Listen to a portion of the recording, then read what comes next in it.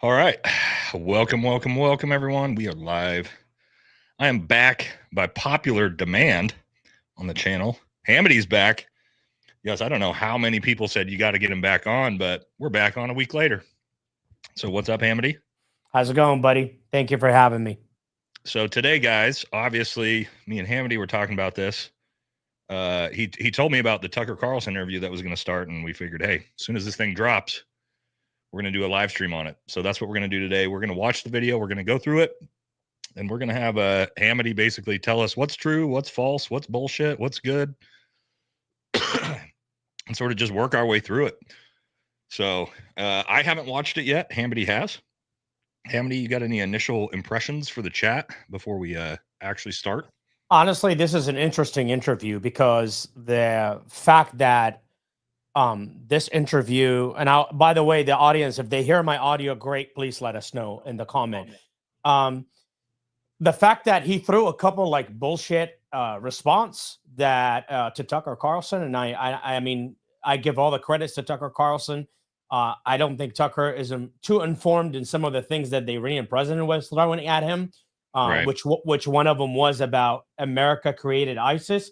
I would have a better response to that, but he threw a couple facts, and that might actually be true, which me and you already covered in your show a few days ago about how this made the Iranian people united, which is crazy that he admitted that in the interview, and we talked about this prior.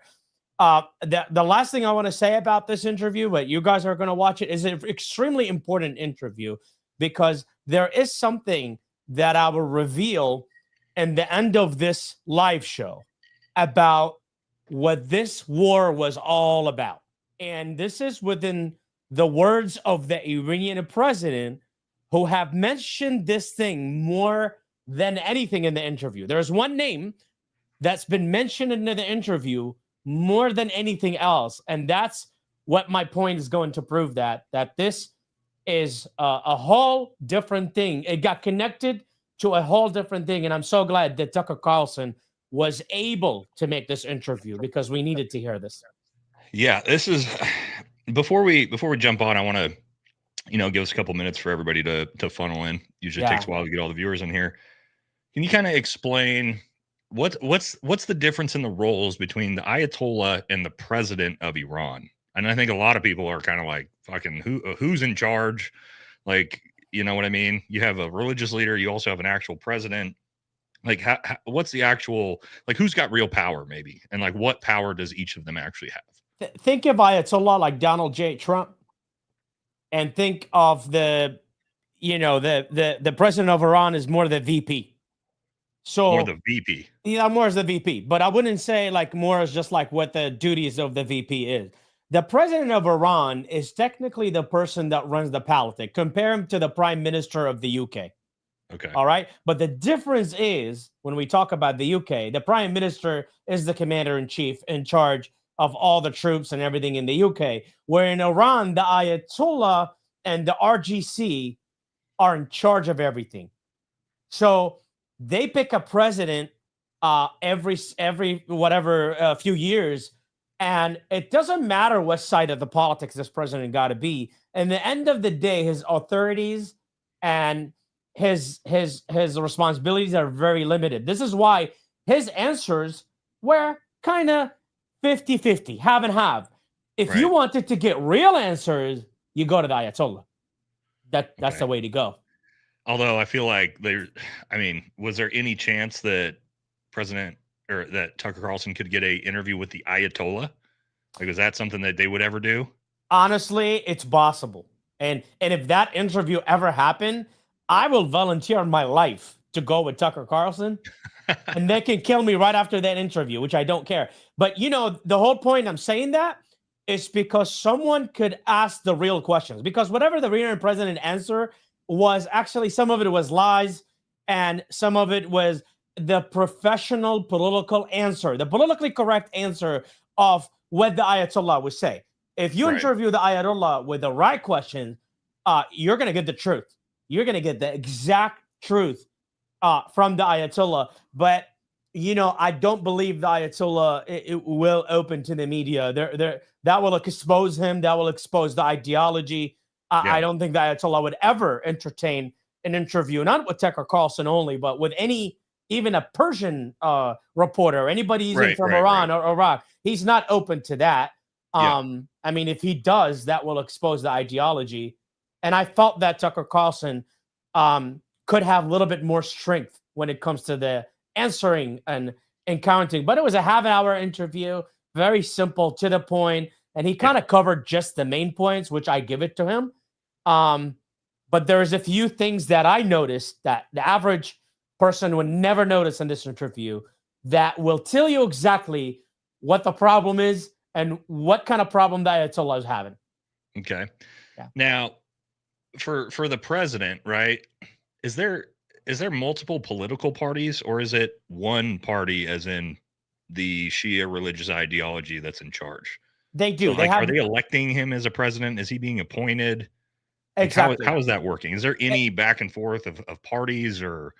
I mean, I don't know how the political system works in Iran. They do have multiple parties. You have to understand the Ayatollah used a strategy that called create an enemy for your enemy. And they love using this strategy. What it does is that they make different parties. They all, in the end of the day, answer back to the Ayatollah. And it's whether you get someone that is more of a liberal person of Iran, or you get more of a war Republican guy in Iran. You think about it as you had like Ahmadinejad, who was the president of Iran, who was all about power and being in war and fighting for Iran. And then you get Rouhani, who is very politically correct, speaks very well. The guy in charge right now, the president of Iran, the current president, he is more of the politically correct individual. But I'll give you something that will blow your mind on this. And I have never released that.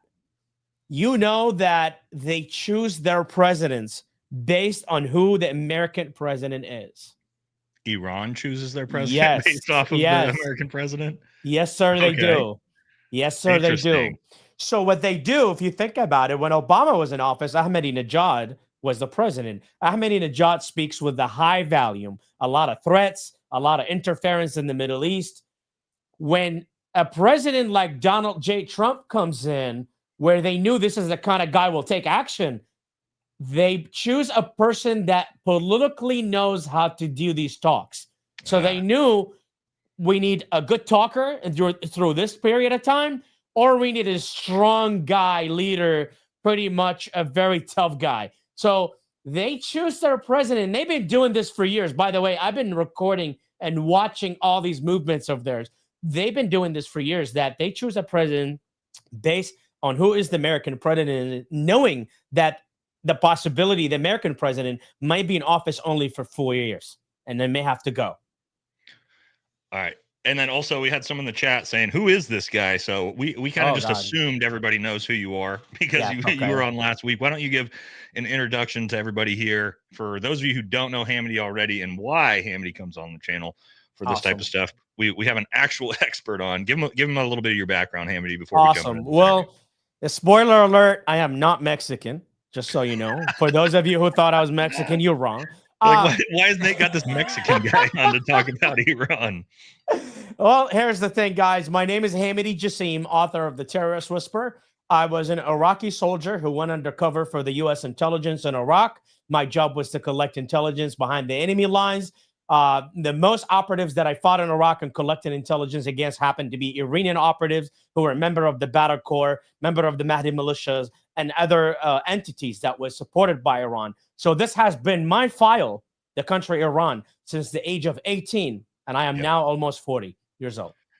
Yeah, so real expert, guys. Every time I talk to Hamody about this stuff, I learn a shit ton. I haven't come across anyone, at least in the Western sort of media space, that's anywhere near your knowledge when it comes to this type of stuff. So love having you on. All right, why don't we do this? Why don't we jump into this and just start watching this this interview? And guys, we're going to basically stop it intermittently. I'm going to ask Hamody questions. He'll let us know, like, hey, this is bullshit, or hey, that is actually true. It should be interesting, right, Hamody? So anytime you want me to stop, just say pause. Got it. Got it. And then I'll pause it and we'll talk about what we got going on. All right. Sound good, everybody? Audio level's good on me and Hamody both. I didn't check that already. Awesome. Real quick, somebody give me a 5x5 in the chat if we're good. Yep. Make sure you let me know. And then we'll get this kicked off. All right. Here we go. Mr. President, thank you very much for doing this. There is a pause, or seems to be a pause, in the war between the United States and Iran. How do you think this will end? How would you like to see it end? We did not start this war, and we do not want this war to continue in any way. From the very beginning, it was the motto of my administration that I always adhere to, and that was fostering the national unity inside the country, and also fostering peace and tranquility and friendship with the neighboring countries and with the rest of the world. The American President Donald Trump has said that the United States bombed your enrichment facilities because the government of Iran refused to give up its nuclear program, and that there can be no peace until Iran does give up that nuclear program. Would you be willing to give up the nuclear program in exchange for peace? I would like to tell you what has happened, and it was Netanyahu since 1984 has created this false mentality that Iran seeks a nuclear bomb, and it has insinuated that Iran is trying to develop a nuclear bomb in the past, and it has put it in the minds of every U.S. president since then, and to make them believe that we would like to have a nuclear bomb. But the truth is that we have never been after developing a nuclear bomb, not in the past, not presently, or in the future, because this is wrong, and this is in contrast to the religious decree or the fatwa, which has been issued by His Eminence, the Supreme Leader of the Islamic Republic of. Okay, I'm going to pause it here, Hamody. Yep, There's some very interesting stuff out the gate here. Perfect. That's like bold claims of. Yeah. Now we'll talk about. First, I want to talk about all Iran cares about is peace and unity with its neighbors. That's interesting. We talked last week how you said Iran's biggest focus, really is gaining leverage and control, sort of ideologically over its neighbors, right? Yeah, and this is why I mentioned this, that this is the politically correct answer of the president of Iran. This is not the Ayatollah. There is a difference in the tone. If you talk to the Ayatollah, he would tell you a whole different thing. But, let's talk about the nuclear. He's just saying that it's against our religion to have a nuclear. That is the biggest BS I've ever heard in my life, by the way. Like, if I was the one interviewing, I would have asked him to show me the verse in the Quran that says you can't have a nuclear weapon. There was no such a thing during the Quran when it was made to be nukes weren't around. Nukes weren't around. Quran, So his answers were, he was kind of taking stuff off the off his butt and kind of throwing it at Tucker. And here's the thing with this: if you are not trying to have a nuclear bomb, if you don't have a program, then who are the scientists that Israel just assassinated in the last few years? They assassinated so many people. Who are they? What are they doing? What are their job? It's interesting because he says something there that is true. And I've played this clip. I'm trying to pull it up out of my Dropbox. I don't have it right now, unfortunately. I've used it in a bunch of videos where he says Netanyahu has had this narrative since 1984 about exactly this. And in reality, I've got a montage of clips from Netanyahu from 1984 to 2025 about 20 times where he said Iran is weeks away from a nuclear weapon for the last 40 years. So do you want me to save this? That's the thing I've been saving towards the end of the show. And you kind of beat me to it. But that's the thing I've been saving the end of the show because I watched the interview and you didn't. So if you want me to break it now, I would. No. We'll talk about it later. It's just one of those things where I notice where he says Where I hear that and I'm like, yeah, I've played Do that. you know clip how of many times he Netanyahu. mentioned? Do you know how many times he mentioned Netanyahu in this interview? I bet it's going to be a lot, would be my guess. More than anything else. All right, good. So we'll talk about that later. All right. Yes, But that's just something I picked up. So yeah. Interesting, though, that the official foreign policy take by Iran is that they have never and they do not want a nuclear weapon at all. That's what he's saying there. Yeah. Right. Okay. And that's just buying him time until the end of the presidency of Donald Trump. That's the truth. Oh, till the end of the presidency? That is time buying until the end of the presidency of Donald Trump. Okay, makes sense. All right, let's keep it rolling.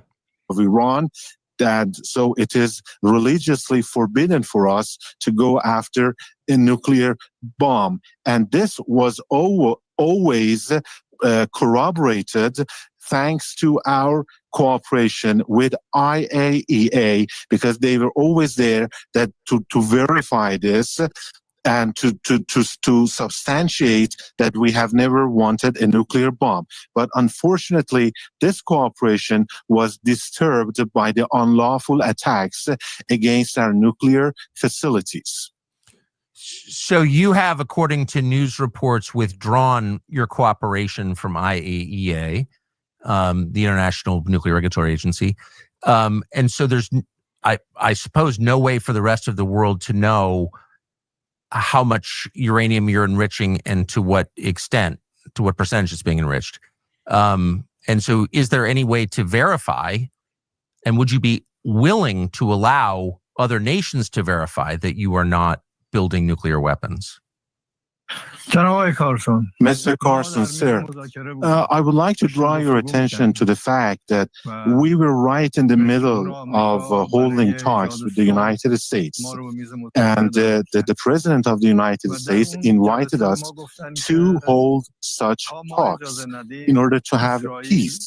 And we were told during the process of these negotiations and talks that as long as we don't give the permission to Israel, they are not going to attack you. And we were going to have the next round of the talks very soon. But in the middle of it, suddenly Israel torpedoed the negotiating table. We were sitting at the negotiating table when it happened. And by doing this, they totally ruined and destroyed diplomacy. And in order to answer your question with regards to the surveillance or the supervision over our nuclear program, I would like to say that we are ready to hold talks over it. We have never been the party that has run away from verification. We stand ready to have these supervisions, but unfortunately, as a result of the United States unlawful attacks against our nuclear centers and installations, many of the pieces of equipment and the facilities there have been severely damaged. Therefore, we don't have any access to them. We cannot see, and unless this access is going to be back there again, we have to wait for it and to see what happens and how much they have been damaged so that we can go for the supervision. All right. You can stop it there. Yep. Good stop point. There's definitely some questions I've got here. Yeah. All right. Starting right out, he said they have withdrawn from the IAEA. I think this is a big deal because supposedly America's stance is we cannot let Iran have a nuclear weapon under any circumstance. But now that we dropped a couple bombs and Iran's like, we're done letting inspectors come in, like everything's good, like we're cool. Like isn't Iran kind of alluding to now that they're not going to allow those inspectors in, that why would they not? They took, that's a great point you brought in. They took advantage that they were trying to negotiate with the president of the United States. They were about to hold talks, and it's true fact. And then Israel attacked. So what he is doing here, it's match up with the international law, saying, well, I was about to have a conversation with you, but you attacked me. And now that I don't have to collaborate with you. So that's where he is coming from. And that's kind of tricky, actually. That makes the situation even more difficult, because now they're saying, well, the place is damaged. if you can see it from his conversation, he's saying that, well, you airstriked our nuclear facilities. The place is damaged. We can't get there anytime. What does that tell you? He's trying to buy more time. Right. And that's where it connects back to my point, is that Iran is going to play the role after when me and you were talking during the 12-day war, that Iran is going to try to keep that long-term hustle until the end of the presidency of Donald Trump, meaning they'll keep negotiating. They will try to kind of compromise a couple things with us. But the truth is, they knew now more than ever about what they need to do. So I go back to my point. Did they really take damage? Yeah, they did. But how much did they learn from that damage? That's a whole another topic. Couple things I thought's interesting, because he says, and again, you guys know I'm no fucking Israel, like I'm no Israel simp by any fucking imagination. Okay. I'm not pro anybody in this situation, but he says we were in the middle of negotiations with the United States and then Israel attacked us. Donald Trump said we have 60 days to get these talks done, and the attack came on day 61. So in fairness, I mean, America did say, hey, like, this is the breakpoint day. You fiddle fucked around and went past it, and then you got bombed after. And like, again, I'm not saying that I approve what Israel did. I'm just saying they kind of put Trump put that line in the sand and said, if you go beyond this date, you might suffer the consequences. And they decided to play fuck games, and they did. What's your thoughts on that? Because they buy time. That's what they do. Right. They buy time, and that's what they do. They kind of were trying to buy more time. They're trying to say, yes, we are willing to come to the table, and then Israelis attacked. So that's what they're using as an excuse that, yeah, we were looking to negotiate. But the truth is, yes. The truth is, yes, that this was an attempt for the Iranian to keep and buy more time. That's what they really needed. And again, that goes back to my first show with you, that is their stuff really damaged? That's what so that was going to be my next point, Hamody. Yeah. Yeah. Because I get this comment all the time when I was questioning, like, because then again, I was a JTAC, used to fucking drop bombs out of the planes and do BDAs myself. I know how hard it is to actually, like, especially through satellite imagery, to find out anything that's really been done. I just highly question any of the intel one way or another, whether it's completely destroyed, nothing was done. I don't know. But what I do know is people are like, well, Iran said it was destroyed. And it was like, yeah, I fucking bet they did. Because if I'm Iran, I want the United States and the world to think that all of my nuclear assets are destroyed too. Yeah. Why? Because if I come out and go, nothing fucking happened, America, we still have all our nuclear facilities, what's going to happen, Hamody? Yep. We're going to bomb the shit out of them again, right? Shit out of you. 100%. So of course they're going to say they're destroyed. I mean, that's like self-preservation.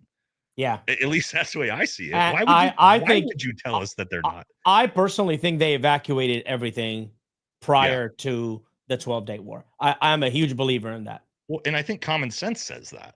Like, we forecasted that we were going to strike those specific facilities. If you're Iran, why would you take the chance? I mean, they have so many mountains. They don't have to be under one specific mountain. Right. And that, if you know the geography of Iran, is that I do believe, and I'm a huge believer, that they evacuated everything. They took advantage of these 12-day war to kind of decoy to everything they're doing. I believe they're pretending to take in damage, and that's what I see from the Iranians. I think they are pretending, right? Like you said, to buy time. I think they're pretending you don't need to invade us for a while. We don't have anything. And that's exactly where they're going. All right, guys, we're going to stop about every 20 minutes just to hit the super chats, all right? 25 minutes when it comes through, just questions. Make sure we can hit them and move on, right? Yes. Mike Brown, do you read? And if so, what are some badass books? Hamody? Well, get Hamody's book. How about that? Yeah. Get the Terrorist Whisperer. Read the Terrorist Whisperer. 250 pages, not a lot. Walter Everson, let's get that Jocko voice. Good. Guys, we have more comedy Jocko content coming. Don't worry. All right, what's up, Hamody and Nate? Hope y'all are both doing great. Thanks, John. Thank you, John. All right, and then last one, Joe Saunders, $10 question. Iran has been hovering at 60%, I think he means enrichment, for what, a decade or more? Yeah. All the while saying it's for power, utilities. Have they actually done any of this for power and utilities? That's a good question. Have they made any actual strides in their nuclear, like the actual nuclear power program? Phenomenal question. I'll make it very simple statement that if Iran get involved in any type of nuclear, they are definitely making a weapon not to do anything for utilities. They don't have any because they don't have any problem with utilities. They actually 20 years or 30 years later, you'd think they have like the best nuclear power program in the world for how long they've been working on this, right? They do. And by the way, they do sell like power and energy to Iraq and other countries. They do. They do. And that's why I'm like, like this is Okay. All right. Let's jump back into this. Keep it moving. Yes. There have been news reports that you believe, your government believes, that the IAEA was spying on the government of Iran and passing information to Israel. Do you believe that? And if so, do you have evidence that that's true that the world could see? I would like to tell you that we were, somehow pessimistic about the activities of the IAEA, because somehow we realized that Israel could get information from the inspections which were carried out by the IAEA, but it never prevented the IAEA from carrying out their activities inside Iran, and they had full access to supervise and to have surveillance over our nuclear facilities. But there was this lack of trust as a result of the last report by IAEA. The type of the report and the way they prepared the report somehow gave an excuse to the Israeli regime and prepared the ground for their unlawful and unauthorized attack against our nuclear facilities. And even after that, the IAEA failed to condemn these attacks or try to anyway to stop them. And this ran counter to the international law, and this resulted in a widespread lack of trust among the Iranians, Iranian legislators, and the public opinion here. You've suggested that you were anxious to resolve your conflicts with the United States through diplomacy and that was derailed by war. Would you be willing to restart diplomacy? And could you tell us in general but precise terms the kind of deal you would be willing to accept? You see, I am of the belief that we could very much easily resolve our differences and conflicts with the United States through dialogue and talks. And the international law could serve as the framework or the basis for a deal in which the rights of all nations, Iranian nation, would be respected. But unfortunately, it was Netanyahu that destroyed these diplomacy and these diplomatic efforts.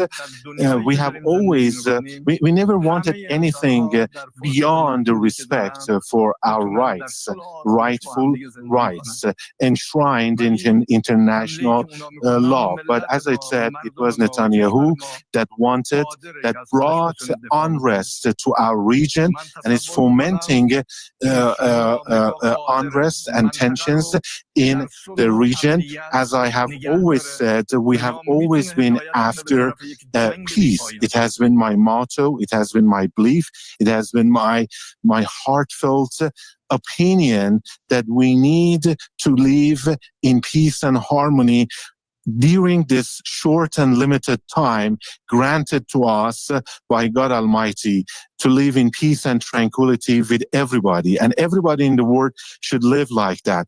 But I would also like, on the other hand, to reiterate that our people are capable enough to defend themselves in self-defense during any kind of attack. And I believe that the United States president can very well guide the region and the world to peace and tranquility, or on the other hand, to lead it to forever wars.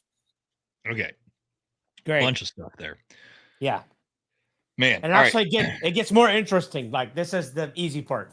No, I mean, this is interesting, though. So the IAEA spying on their nuclear facilities to give that information essentially to Mossad. I never, the thought of that never fucking crossed my mind. Yeah. We've all thought, like, how the fuck does Mossad know everything about where these nuclear facilities are, exactly where the underground, like the maps, the blueprints of all this? And then you go, oh, that would make perfect fucking sense. That if Mossad had agents working in the IAEA, that we're just gathering all this information and data through those inspectors.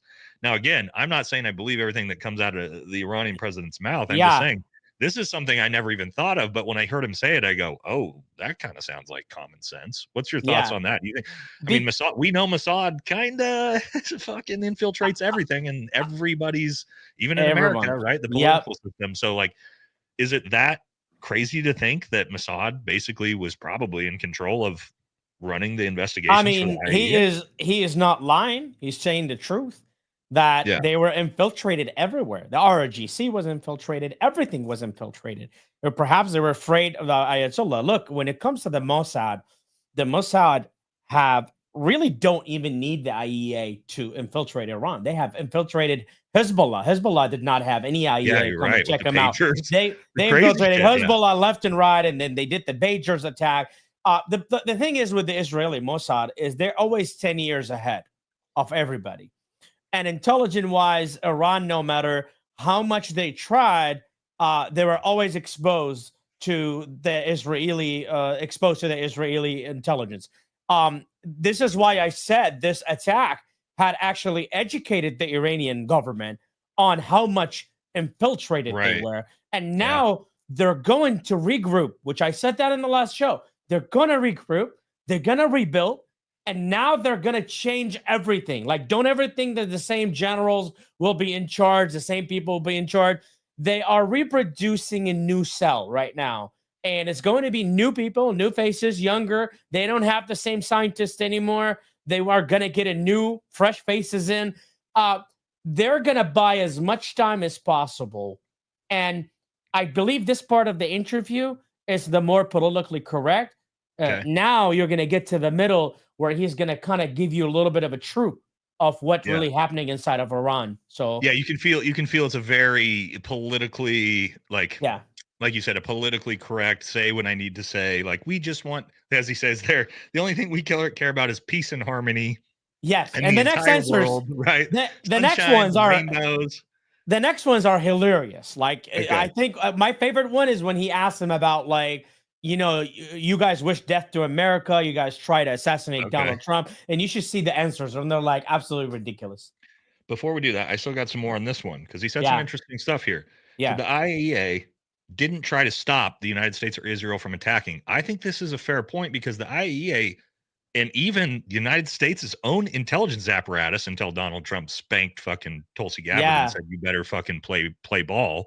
Both had said they did not believe that the Ayatollah was trying to develop nuclear weapons, and they did not believe that Iran was attempting to, like, further enrich their uranium. Both the IAEA and Tulsi Gabbard said this in May, that the United States intelligence apparatus did not believe this was happening. So that's kind of a great point of, like, hey, your own inspectors are telling the world we're not doing anything wrong. Your own United States CIA and DIA are telling people we're not doing anything wrong. And then Israel and America just bombs the fuck out of them anyway. That's because Iran I'm not trying to like defend the Iranian president, but he's bringing up some fair points of, like, that's kind of a good point. And he's trying to follow as close as possible to the international laws. See, you're talking to people who reads and understand the international laws, and they're holding against you the illegal actions you took against them. I mean, whether we like Iran or not, they are. When he's talking right now, he's talking about the international law. It's like almost me and you go to court and we have to follow the Constitution. It doesn't matter what you think. It doesn't matter if I'm a bad guy, but I'm guilty. I'm not guilty until proved guilty. So that's where the Iranian president is coming from. I mean, I see the chat like just furious one way or another. Furious at Israel, furious at Iran. Guys, that's not the point. The point of what we're doing here is not to take sides. The point is like, I can promise you Hamody is not a fan and like a simp for Iran. I can promise you that. With his background, he's not. Okay. So we're just trying to look at this objectively, like, hey, what do these things actually sound true? What doesn't sound true? And here's what I will add to this. You know, when it comes to Iran, guys, you got to put it on a scale, because in the United States, we have so many fake people in the media, everywhere, in podcasts, everywhere. They talk about fear mongering, and we need to be careful when we analyze an enemy. We can't just put them on a steroid and say, well, they did everything that's bad. If they stole one bottle, we say, look, they stole the one bottle. They left everything else. We don't have to say they stole the whole fridge and they ate everything. So that's where I'm coming from, is we need to be just like what Tucker Carlson did. You need to be fair to hear the opinion of the other people, and we have the right to accept his answers and to criticize it or not accept it. And that's how this works. And anybody worked in the intelligence community will do the same. You can't make things based on emotions. You got to put it on a scale so you can understand what the truth is. Because if I was the guy to give you something, I can make you give you information is what you want to hear, right? What Iran is evil. We already know that. But let's get to the truth. You could spin this amazingly with the amount of knowledge you had. If you wanted to be disingenuous and push this in a political means for a specific political party, let's say, hey, Sean Ryan wants you to come on and spin this about how Iran is the biggest threat in the world. You could very easily do that with your knowledge, right? I could just dye my hair blonde and live in Florida. You know what I mean? All right, and then I had one last one here. Yes, sir. No talking problem. About lessons learned. You brought up lessons learned, and I think this is really interesting. Where you talked about Iran, what they've been able to achieve here, which is okay. We learned that the IAEA is infiltrated by Mossad. We learned that our Revolutionary Guard is infiltrated by Mossad. We learned all of these things, and they didn't pay a very heavy price to learn these things. At the end of the day, Hamody, you know what I mean? When you think about it, like grand scale, kind of a very, very cheap price to pay for Iran to go, okay, America and Israel, I see how you guys fucking pulled this off. Yeah. And so I think you got to bring up a good point of like, okay, let's buy ourselves some time. Yeah.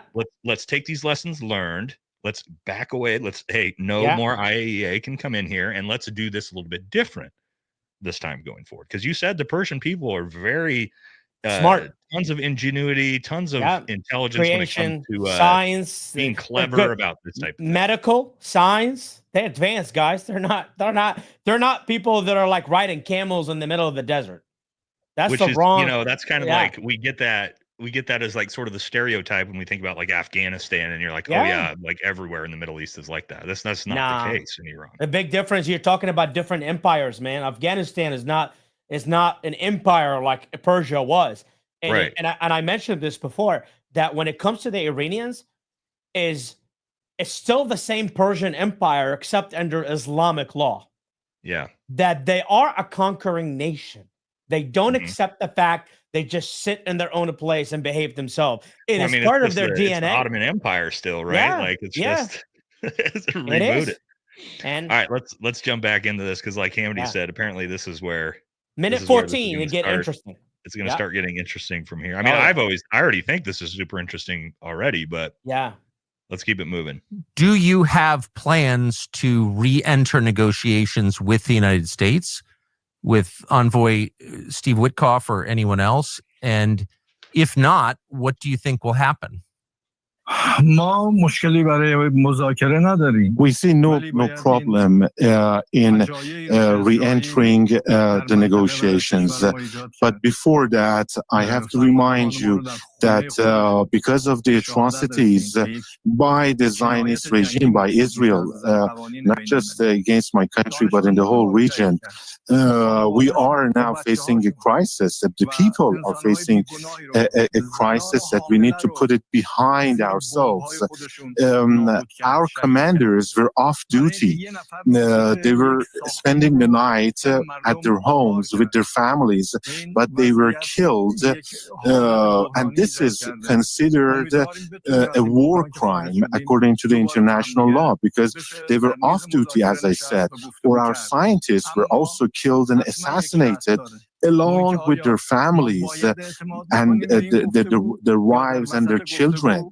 They were also killed. Pregnant women, children, they were killed in the atrocities, in the attacks of the Israeli regime. Just because they wanted to kill one single person, they had to demolish and destroy a whole building. And as a result of this, a lot of innocent people were killed. A lot of people were killed. And as I said, there is this crisis that we have to put it behind ourselves. And there is a condition, there is a provision for the restarting the talks.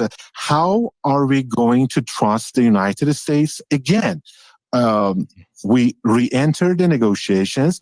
Then how can we know for sure that in the middle of the talks, the Israeli regime will not be given the permission again to attack us? Do you believe the Israeli government tried to assassinate you? They did try, yes, and they acted accordingly, but they failed. And as a true believer, I believe that it is in the hands of the God Almighty to determine when a person will die or will not die. If he wills, the God Almighty wills, then you can die when you are walking freely in the streets. And but I would like to tell you that I am not afraid of sacrificing myself for in defense of my country, and in safeguarding and defending the sovereignty, the freedom and the independence of my country. I'm willing to give my life, to give blood for that. And nobody here, I mean, none of the government officials is afraid of losing their lives in line of defense. But will it bring security to the region? I mean, bloodshed, more bloodshed, assassination, killing others. Will it bring peace and tranquility and stability to the region? All right, let's stop there.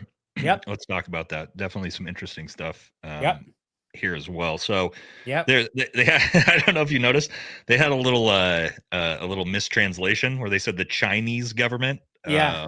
He meant the Zionist government when he said Yeah. that, guys. I first read that and I went, no, okay, that can't be right. Yes. Definitely meant the Zionist government, not the Chinese government. Okay, Yeah. so war crimes. Israel Yeah. committed war crimes by attacking generals off duty. Very interesting take. I don't know what international law. I should know this as someone who obviously fought the wars. Hamody, do you know? Yeah. Is that an international war crime to attack a general when they're 100%, 100%. So here's the thing: when rules of engagement, when we conduct an airstrike against a member of Al Qaeda, the terrorists, what are we required to do? When I was in Iraq, we knew if they had kids or women or any human shield around them, we were not allowed to for a go. Meaning that we have to follow the rules, rules of engagement. See, with this one, unless you're Tim Kennedy, Hamody. Then that's with a grenade. We don't even need to airstrike you. We just throw a grenade at you. You don't get me started, bro. Yeah. All right, well, I don't want to derail it. Keep going. So here's the thing. When I was in Iraq, this was the rules, and that's what we follow as the United States of America. Is we try our best to avoid war crime. I think the biggest thing in my time was to not make a mistake like that, is to take an innocent life, because that's not what us as Americans, that's not what we stand for. So what he's coming from is, look, Israel, you have every right to go after the scientists, the generals. You have every right to take this war anywhere you want to. I give you every right. What he is saying is the families of these individuals gets assassinated with them. See, with us, there's a difference between us and Israel when it comes to these actions. Israel, Mossad just kind of want to get the mission done. They don't have the same rules. They don't have the same laws that we have here at the Department of Justice, where if we do such a thing, this would end our reputation. This will end everything. So and they're not a NATO ally. Not so necessarily confined from the Geneva Convention. That's exactly what they're doing. So look, let's flip the table.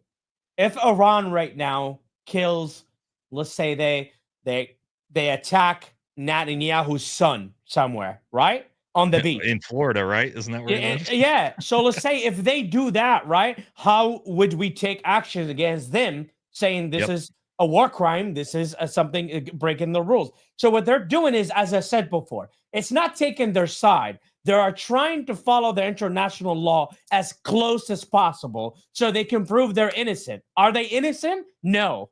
But they are trying to use the Constitution. Think of them as a lawyer in court and you broke the law. Yeah. They're going to use it against you. So that's the one thing that they're going to use is saying, if we come to the negotiating table again, you better get the Israelis to respect these rules as much as we do. And that's where he is going with that. So I think this is interesting because I think about this. We come from the American perspective. Yeah. Most powerful country in the world. We're completely separated from all this geographically, where we really can't be touched in a lot of ways. We kind of think we're like, oh, well, all they did was attack the generals and killed the generals and their families. No big deal. Hamody. But I'm like, okay, well, let's stop a second, because America's like, oh, that's an okay thing to do. Israel's like, okay, that's an okay thing to do. Let's imagine Iran was to carry out an attack. Iran was to carry out an attack on the United States, killing 6 to 7 of our top generals and all of their families.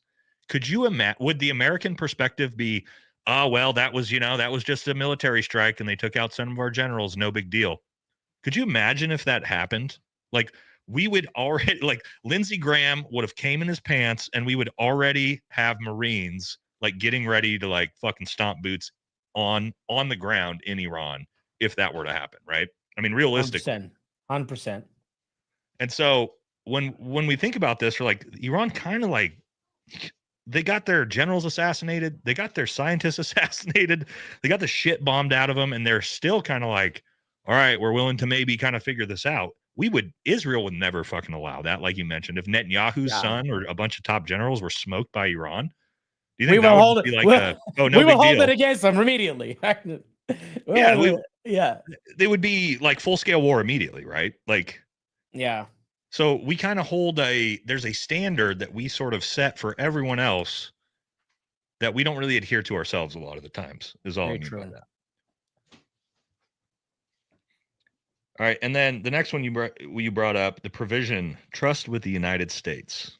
Okay. That's an interesting one, because he said there, how are we supposed to now go forward and issue into a new peace deal, a ceasefire, whatever it's going to be, when we can't trust you? Because we were in talks, and then you let Israel bomb us, and then you bombed us. Yeah. So now, why would we engage in that? It's kind of an interesting. And my take on that is, if you want to hold Iran accountable, try your best to not break the international law when it comes to them, because these are the things they will use against you, saying that you are breaking the international law, you are committing war crimes, so we have every right to do so and so. That is where they're going. This is not a war anymore. This is a legal battle. We are now in court in a legal battle, and it doesn't matter how you feel. It's just it matters to what facts and evidence you have to prove yourself innocent. So that's a very dangerous game that the average American will not understand.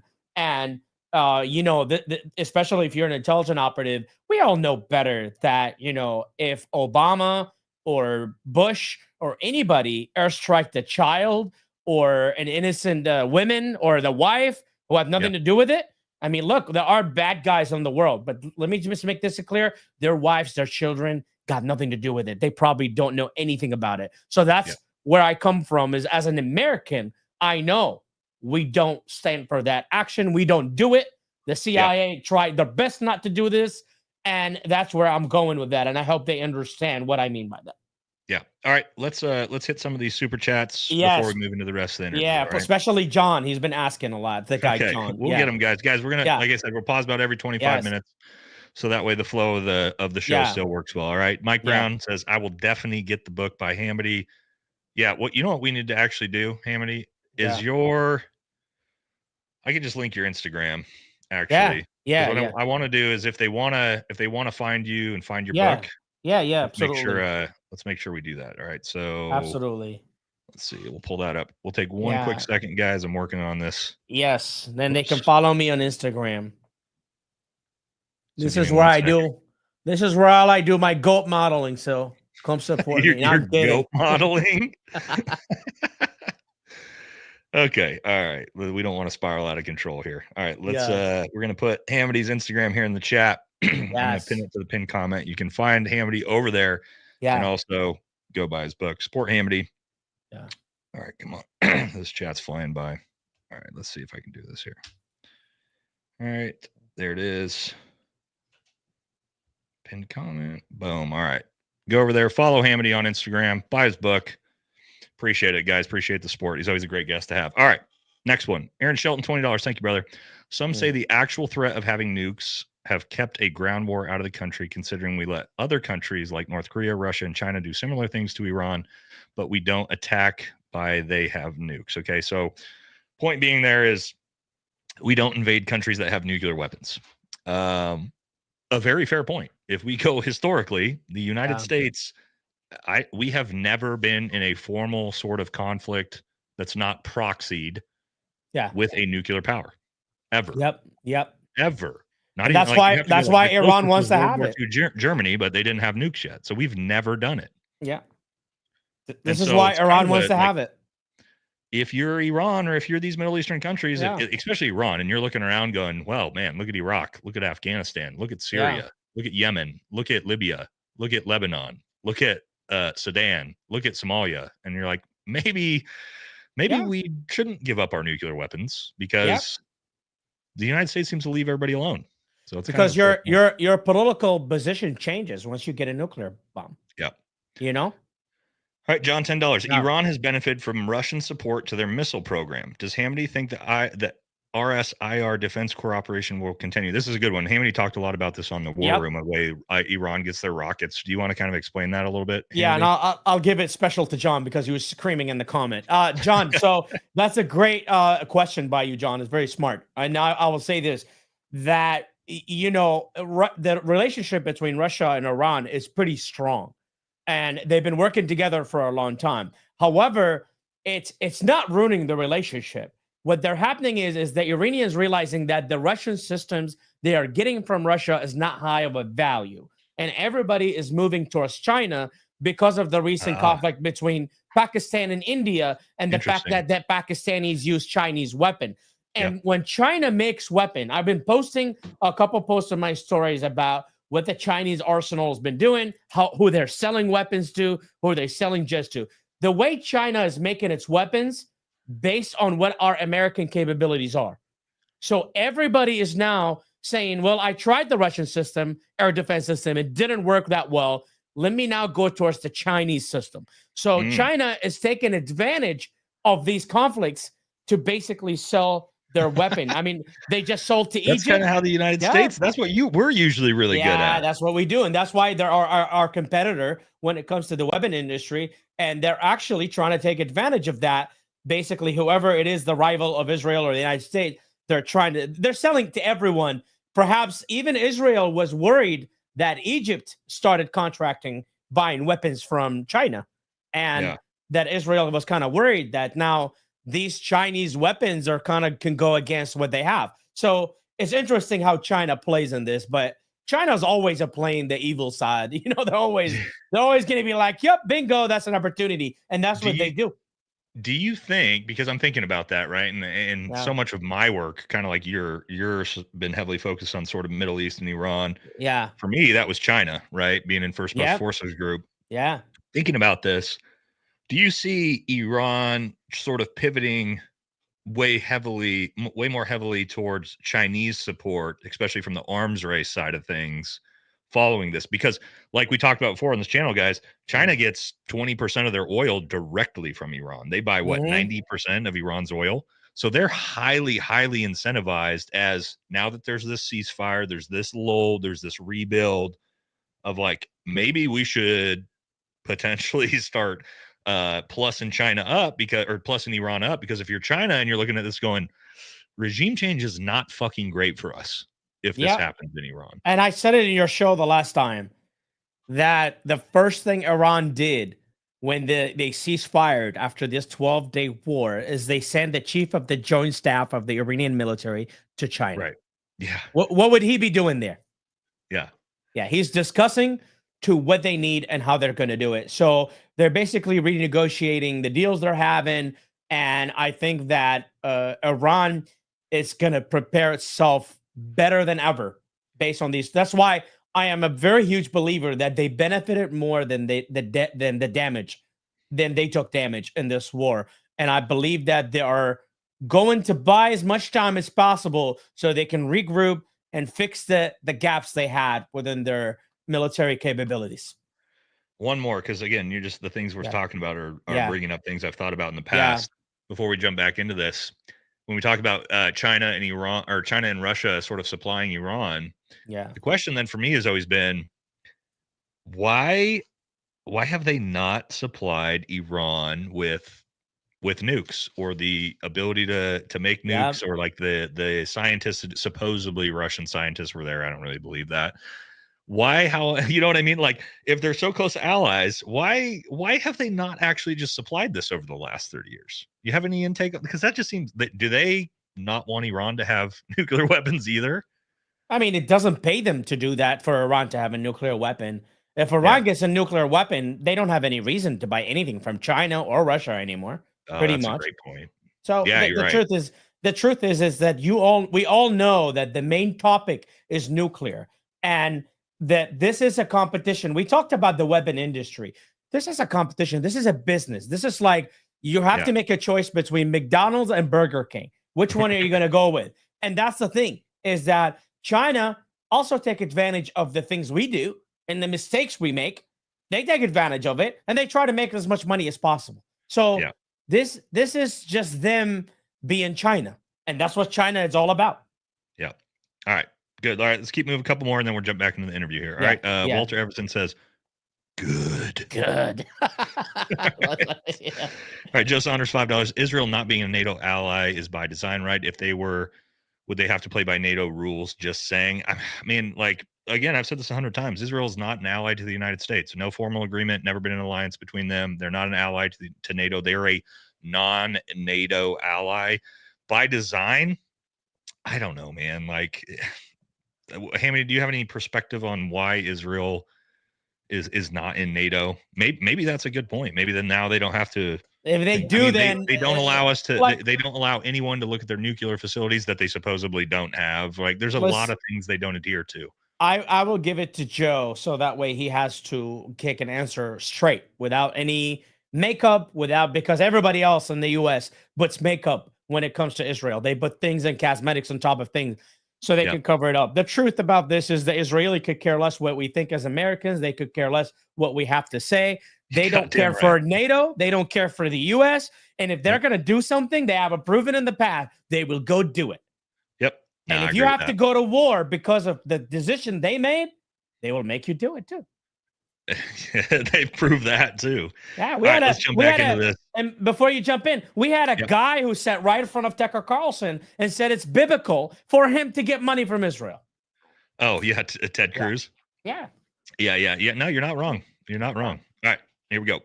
With respect, can you tell us how you know that you were an assassination target? A week and a half ago, I don't believe I've seen that confirmed anywhere. How are you certain they tried to kill you? Of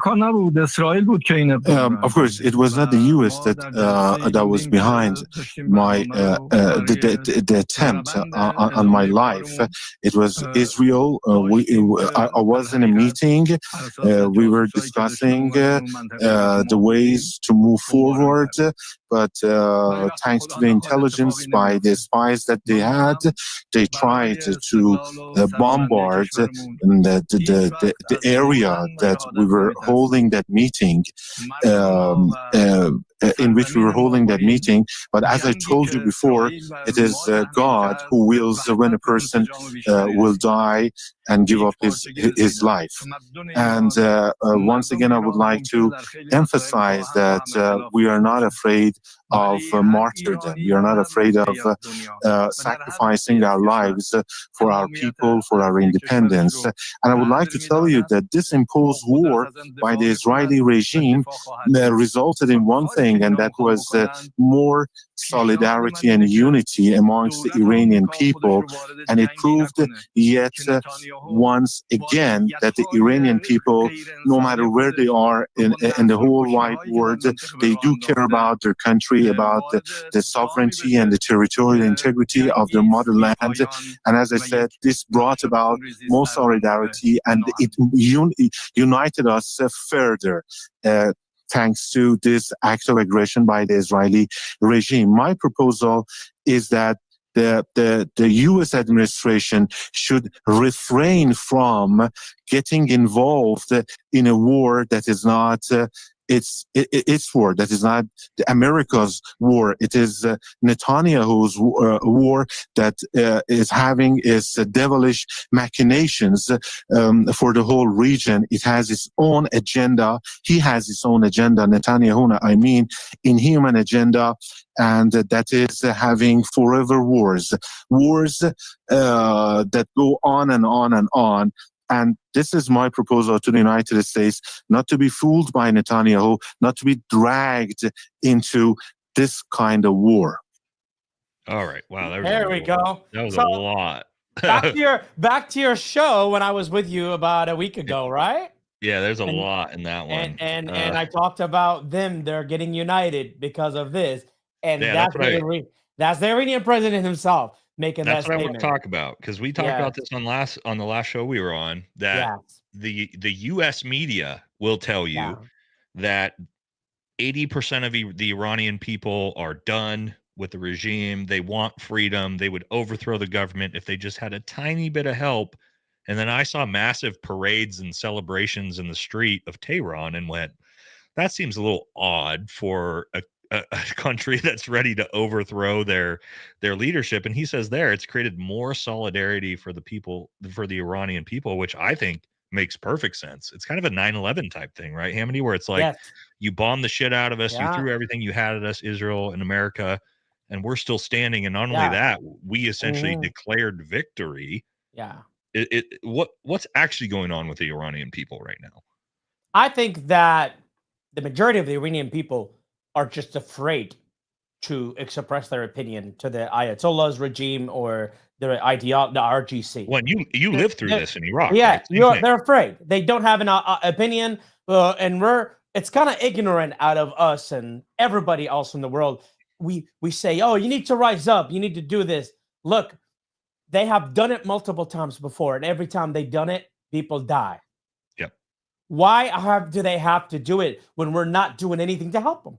There's a point, right? They know the consequences of this action against Ayatollah. So that's number one. Number two is what got them united in a way. Them getting united, it doesn't mean they really agree with Ayatollah's regime ideology or policy. It's because they watched their country get destroyed. They watched their country get hammered, and it proved the point of the Ayatollah. Right? So now him showing the Iranian people, the people that were not convinced with them, right? Saying, look, we didn't break the international law. Israel broke their international law. And these people are going to attack us and kill us. So for that, we have to defend ourselves. So they kind of, Iranian regime now could play the victim for their people and say, well, this is what happened. So when we look at this psychologically. that the way I brought this information on your show a week ago, I don't live in Iran, but here's how I knew this. You said this, you shocked me when you said this, where I was like, what? Yeah. But now you bring it up, and I saw the parades, and I'm like, it looks like Hamody's fucking right. It looks like they're celebrating over there. And the Iranian president with Tucker Carlson brought this up today. And the reason why I brought this, and the reason why this is an important point, very extremely important point, is that the activist who spoke against the Ayatollah in Iran took his side for the first time. Of course, because what scares the Ayatollah the most, I have said it before in the last show, it's when its people turn against them. Now he's getting not only his supporters, he's getting the opposite. So imagine if you are the president of the United States, Donald Trump, and both Democrat and Republicans take your side. We had this happen in 9/11. All of a sudden, AOC is defending Donald Trump, right? Yeah. And then you're like, and the American people are like, well, shit, if the Democrats are even supporting this guy, we got a band behind it. And that's why I brought 9/11 as an example. Yeah. No, it makes total sense. I mean, you think about patriotic movements in countries, like being attacked or being invaded, like the United States, we've potentially made them up to make them happen on a few times, right? Here's the thing, though. Israel infiltrated Iran really well prior to these attacks. Yeah. Now that the country is changing psychologically and the mindset is changing, how easy is that going to be next? It's going to be way harder. It's going to be way harder. So that's why I go back to my main point is you have to understand your enemy psychologically before you say anything. Once you understand them psychologically and what they stand for, once you understand what kind of psyop operations the Ayatollah runs in Iran and other countries that are surrounded by Iran, you'll understand what they're about. And this was, I don't know how to say it. This was a losing game. Yeah. Think of it like a football game. This was a losing football game for the Ayatollah, and they just had a Hail Mary in the last few seconds. And to your point, we talked about this on the episode we did on the last one of like who actually won. The more you kind of think about it, you're like, well, shit. Like, what really strategically did Israel and the United States benefit out of this? We knocked out some supposed nuclear facilities. Maybe that's it. That's it. Yeah. But if you are Iran and you're the Ayatollah and you've all of a sudden galvanized your entire populace potentially behind you and your movement, that's 1,000 times the victory of what the United States or Israel got out of that. 100%. I don't see. I mean, Netanyahu is still hanging on for fucking dear life of not being put in prison right now in Israel by his own people. And did you notice how many times he said Netanyahu? Oh yeah. I'm sure that's not over. Okay. Yeah, it goes back, and I'll explain towards that. You know. Last one here. He said the U.S. I love this statement. Yeah. Well, that Bibi Netanyahu wants forever wars. I think that's an interesting statement, and I agree. I think Netanyahu has proved that for him not to end up in prison in the ICC, he needs forever wars. He's proved that through October 7th. It's like every time he's about to be removed from power over the last 20 years, they have to start a war. But then he says the U.S. should not be involved in forever wars, and it's like, brother, I don't think you understand how the United States rolls, dog. Like the military industrial complex is all about the forever wars. Like we're trying to find them any way possible. You know what I mean? What's your thoughts on that? Do you think Israel wants forever wars? Because some people will say that's ridiculous. They want peace. They want peace.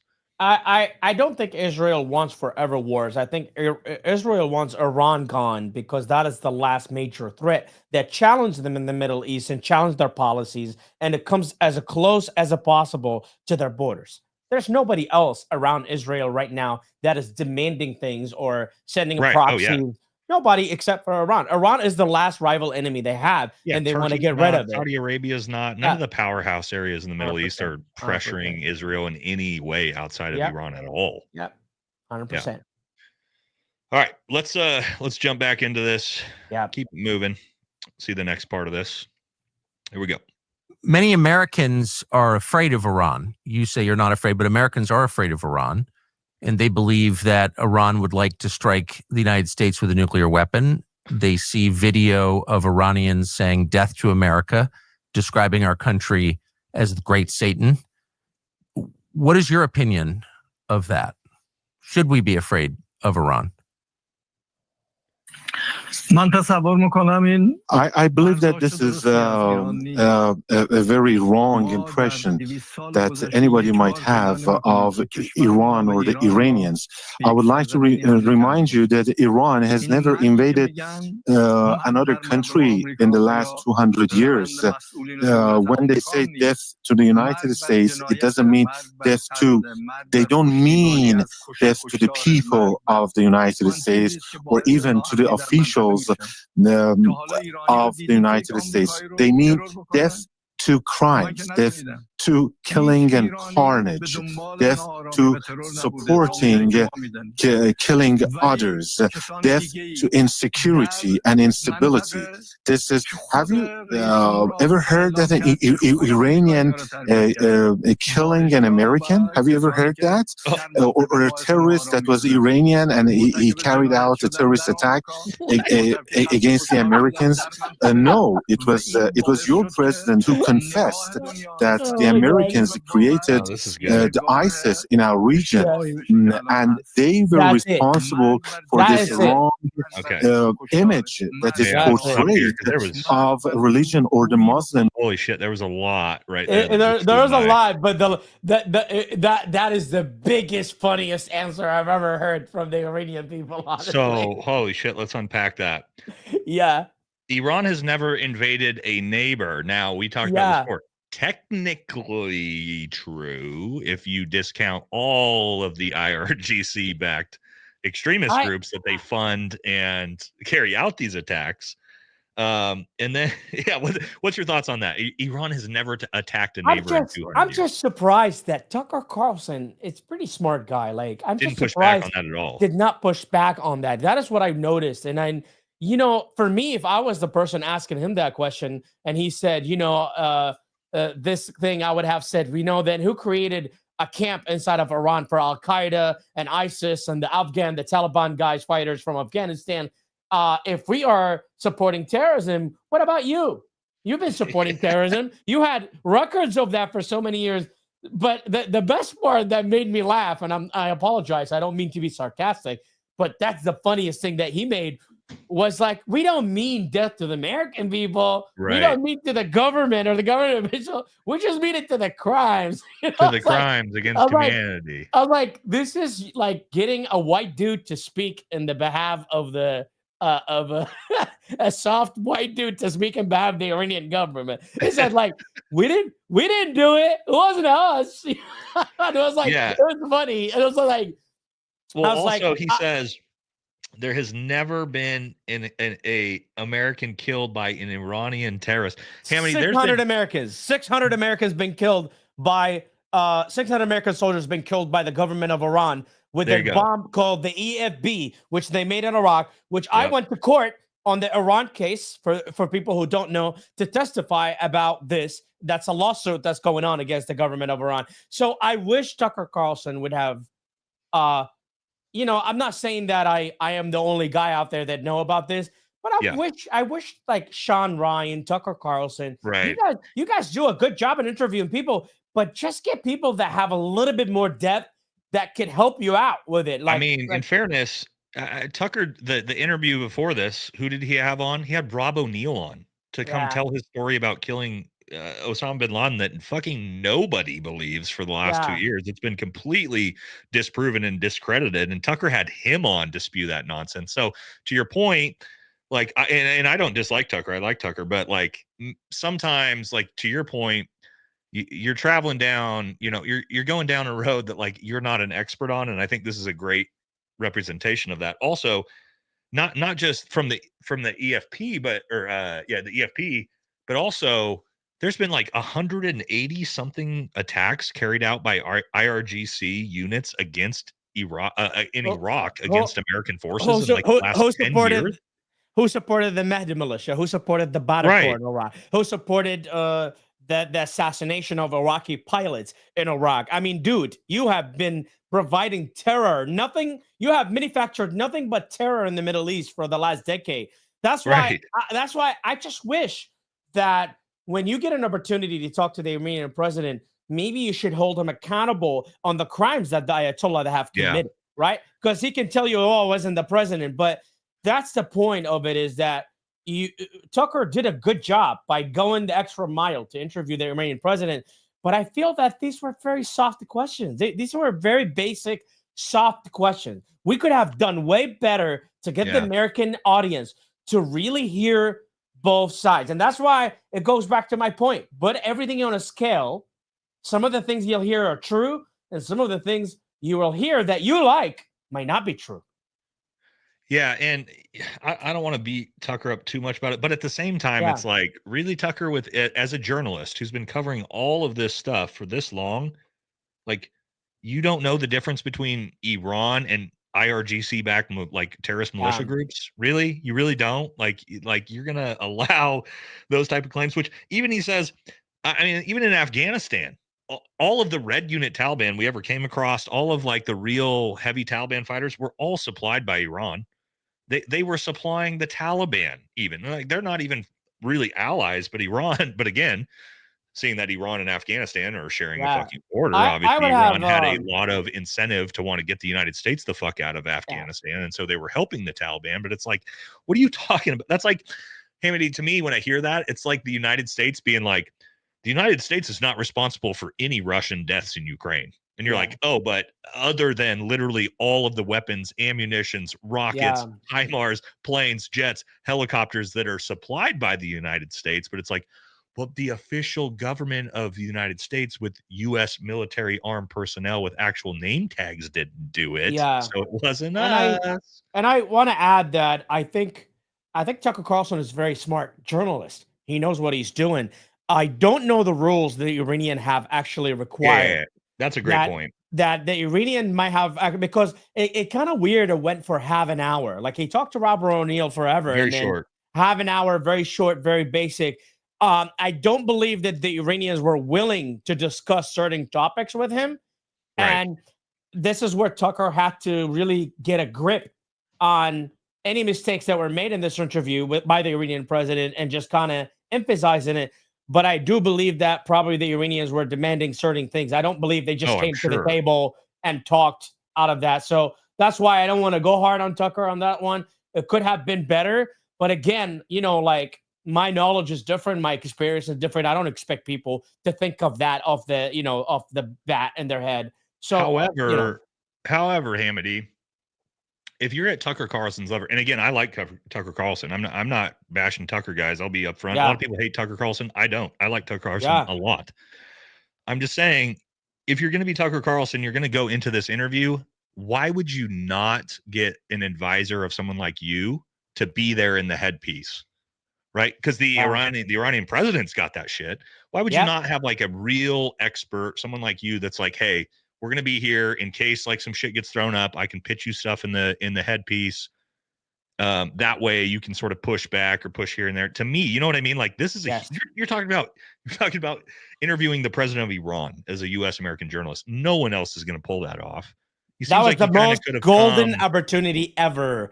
Perhaps you all saw like how American politicians were calling him out for it, saying this is un-American to do it.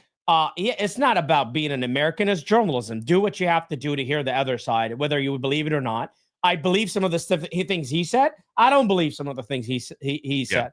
And it's at the end of the day is up to the audience to decide, the American people to decide what really works for them and what they believe, what they're not to believe. And I think that personally, it could have been done better. I would have loved to help Tucker Carlson on this one and take him to a holes, but I don't believe this Iranian president would be equipped for questions like that. I would love, even if we go to negotiation or make a deal or anything like that, I will still love to see Tucker Carlson sit right across from the Ayatollah and get deep with it. Yeah, and final thing before we jump back into it, my thing too is like I see people all the time, especially politicians, like, oh, Tucker's a traitor for interviewing the president of Iran. Shut the fuck up, man. Yeah, you think we can't have open discourse with an enemy? Why not? Why can't I hear what they have to say? I'm not going to fucking believe not have to believe it, but to say like, oh, this guy's a traitor because he's a journalist who interviewed a foreign nation's leader. That's the dumbest shit I've ever heard. Why? Because he's not a member of the government. Oh, and the only thing I see to that is like, what, you only want to ingest like propaganda news from your very specific country, like journalists. Like you don't even want to hear what someone else has to say. You don't have to believe it. It doesn't mean it's true, but to call somebody a traitor because they're doing interviews with, I mean, it used to be, Hamody, like 30 years ago, journalists like, and not just Tucker, but like, Barbara Walters was allowed to interview Putin and Mao, and like, you know what I mean? Like, it used to be a normal thing that you could do this, and now it's like, oh, you're a fucking traitor because you interviewed Putin or you interviewed the Ayatollah. Like, why? But did you look who was calling him a traitor? It wasn't the American people. It wasn't the average American that was calling him a traitor. The AIPAC was the Israeli crowd. It was the politicians. Yep. The politicians who have a certain side. And that's why I kind of, I disagreed with Don Crenshaw on that one, because he called that an un-American on 4th of July. Well, I disagree with everything Dan fucking television. Yeah, and I just say, look, he is not a member of the U.S. government. He does not have a top secret clearance. He is a journalist. He has every single right. It's a freedom of the press. Welcome to the United States. You're allowed to do whatever you want to do. Yeah. So, and guys, you should be able to tell by now, like, me and Hamody both have in this live we've done, we've totally sort of agreed with the Iranian president and then completely fucking disagreed and talked about how ridiculous the things he said at the same time.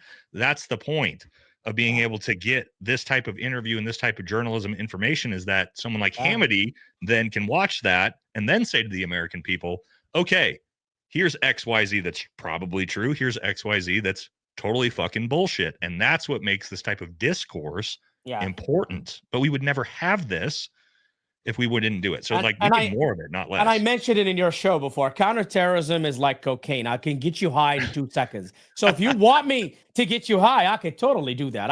I'm trained to do that. Yeah. All right. Couple super chats and we'll jump back into it. Let's see. Make sure I start at the right spot. All right. I make films, $5. No comment. Thanks, bro. Thank you, sir. Joe Saunders, $5. By working through proxies, it allows certain governments, no names, to pull Pontius Pilate and say we had no hand in this cough officially. I mean, the United States, we do this a lot too, right? It's pretty normal. DeKing RGP, $10. Tucker is most likely Letty. Had to have a script of questions that he was allowed to ask. I mean, I don't know. Probably I wouldn't say there's a script. I don't think Tucker's that type of journalist to be like, I'll only answer this, but I'm sure there was some like, hey, here's like left and right limits. You can't push outside of those or else the interview is immediately over. You know what I mean? That would be my guess. It was more like. Nicole Morgan, $5. Speaking of UA, is anyone else disheartened that POTUS has agreed to send them weapons? Oh, United Arab Emirates, I'm assuming, UAE. What happened to brokering for peace? Hamody, what's your thoughts on the United States' big deal with the UAE? You have problems with that? No, I mean, the UAE, there's nothing. The UAE is a very pro-American government. Yeah. They're known to be very neutral when it comes to these conflicts. The reason why, because they border Iran. They're also a country that is have a conflict with Iran over one of the islands that's surrounded between UAE and Iran. If you're talking about the UAE, that's the answer. And yes, the UAE is a friendly nation that works with the United States. There's nothing. They have every right to protect themselves because they're surrounded by Iran. They're also, I mean, probably the most progressive. She said Ukraine. Oh, she's talking about Ukraine. Oh, well, don't say UA. UA, it's Ukraine. Okay. Ukraine? All right, hold on. That's a whole different section. Let's rewind that. That's a good question anyway. But so speaking of Ukraine, is anyone else disheartened that POTUS has agreed to send them more weapons? I thought that we completely cut them off. I wasn't aware that we agreed to send them more weapons. I've been forward on this show that is a Slavic civil war. The United States has no business being involved in that. From the very beginning. I'm not pro-Ukraine. I'm not pro-Russia. I'm not anti either. That's another side of the world I don't give a shit about. Yeah. And so, no, I don't think we should be giving them anything. If they want to buy shit out of their own fucking money, sure. But American taxpayer dollars sending $250 billion to Ukraine, I'm not for it. Personally. I don't know. Hamody, you push back? Are you pro-Ukraine? Honestly, here's the thing with Ukraine. I actually interviewed the former Secretary of Economy of Ukraine during the war, and he was the person that ran against Zelensky in Ukraine. So if you do, Nate, you need connection into the Ukrainian government to interview people you could talk to. I would highly recommend them. Ukraine is a very tough hole. It's a very tough rabbit hole. I would not say, oh, no, I'm not pro-Ukraine. Because if I am not pro-Ukraine, it means I'm allowing the Russian to conquer certain things that I don't want the Russians to have control of. So my opinion might be a little bit different than you are in this, because I know a little bit more depth into what Russians want and what Ukrainians want. Do I believe we should dump everything we have on that war? No. But do I believe we should make sure the Russians don't extend their arms? That is absolutely important, and there's more details to that. We can do that in a different show. Yeah, and that's a fair take. Yeah, you're right. It's that's like very surface level for me to say like I don't support either. It's more of like $250 billion. No, I'm not into that. But no, but that's what I like about discourse, right? You get to have different opinions. I got lots of friends that have. I've got friends that are as far pro-Ukraine as it gets, and as far anti-Ukraine as it gets. That's true. All right, Cleveland Dad, $5. It was obvious Tucker just wanted to ask the questions, not call the bullshit. Thanks for the content, guys. Yeah, I haven't seen any pushback, Hamody, at all. It seems like he's just asked questions and just get the answers for him. Get the answers. All right, let's jump back into this and keep going with the interview. Because it's definitely gotten more interesting in the world. And once again, I would like to tell you and remind you that this is not death to the American people or to the officials. Death to crimes and atrocities, to bullying, to the use of force, and anybody who would like to become an accomplice in the crimes perpetrated by others. 2 Iranian ayatollahs have issued fatwas against Donald Trump. What does that mean exactly, and what do you think of it? To the best of my knowledge, they have not issued decrees or fatwas against any individual or against Donald Trump.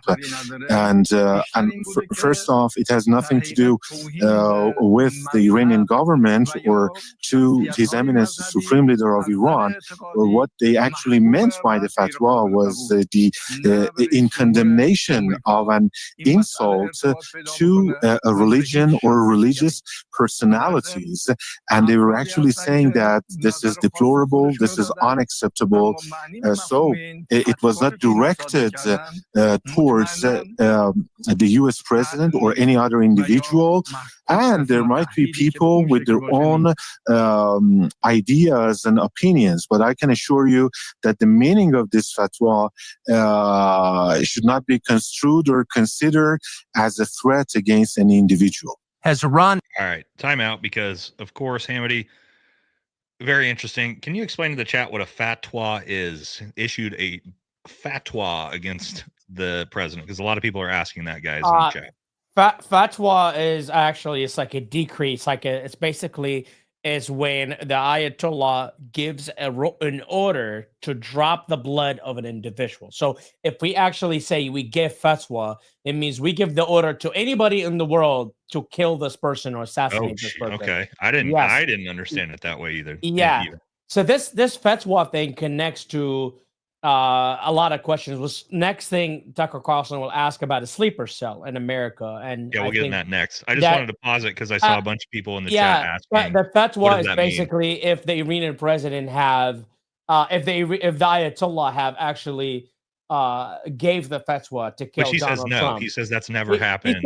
He says no, but here's the thing: if Israel airstrike the Ayatollah and killed him, they would have given this fatwa. They would have given the fatwa to do it. But I think he's trying to basically fix what the Ayatollah have said before. Okay, doing some damage control. Yeah, this was just the speeches being exchanged in between the Ayatollah and the American government, and they're trying to cover up what they said. Basically, that's why I was laughing.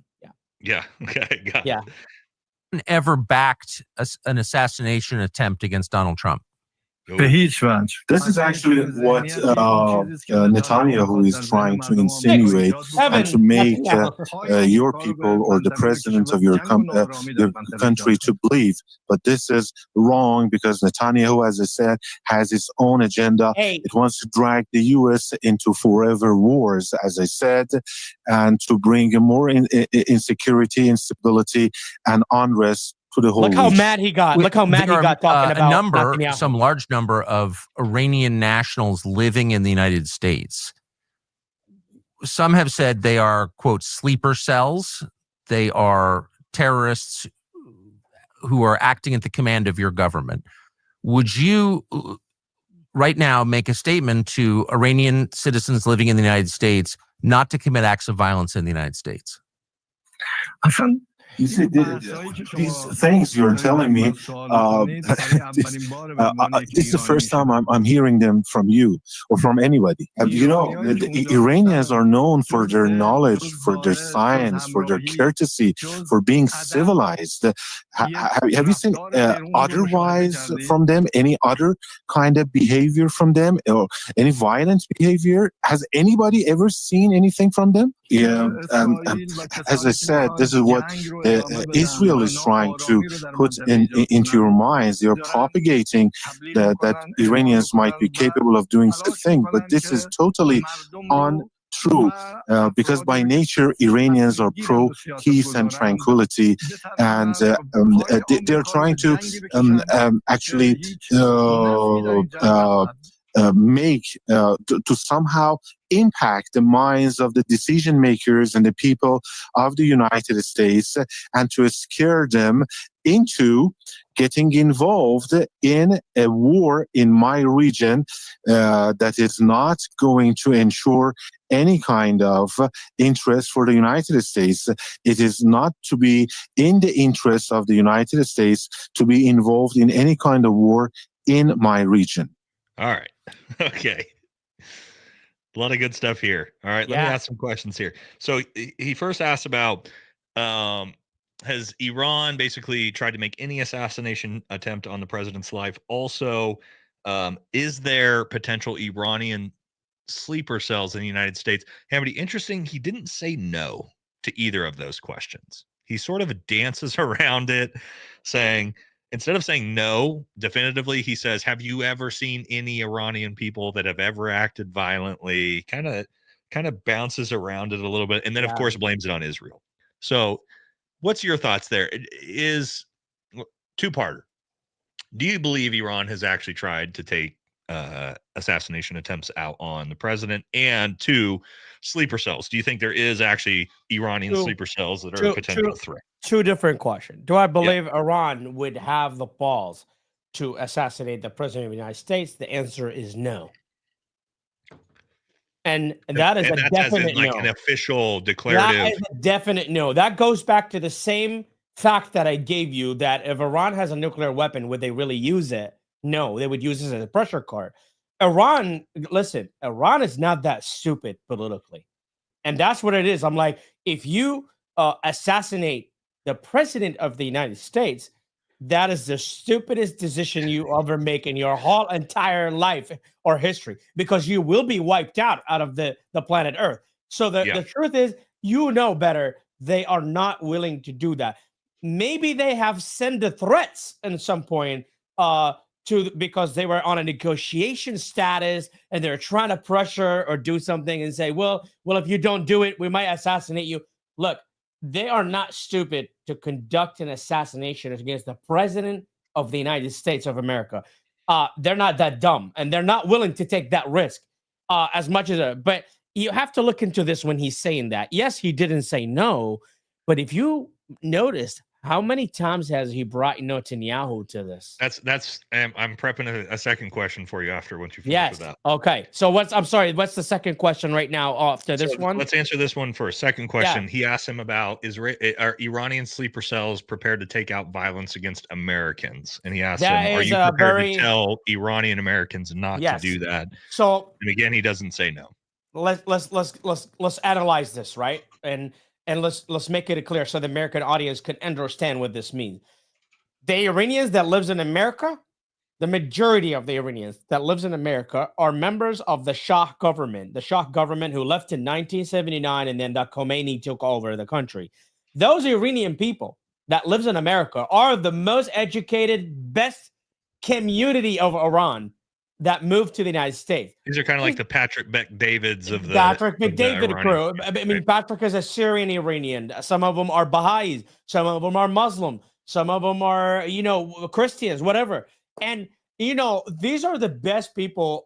And I want to take all these people far away from being a sleeper cell. They don't like the Iranian government.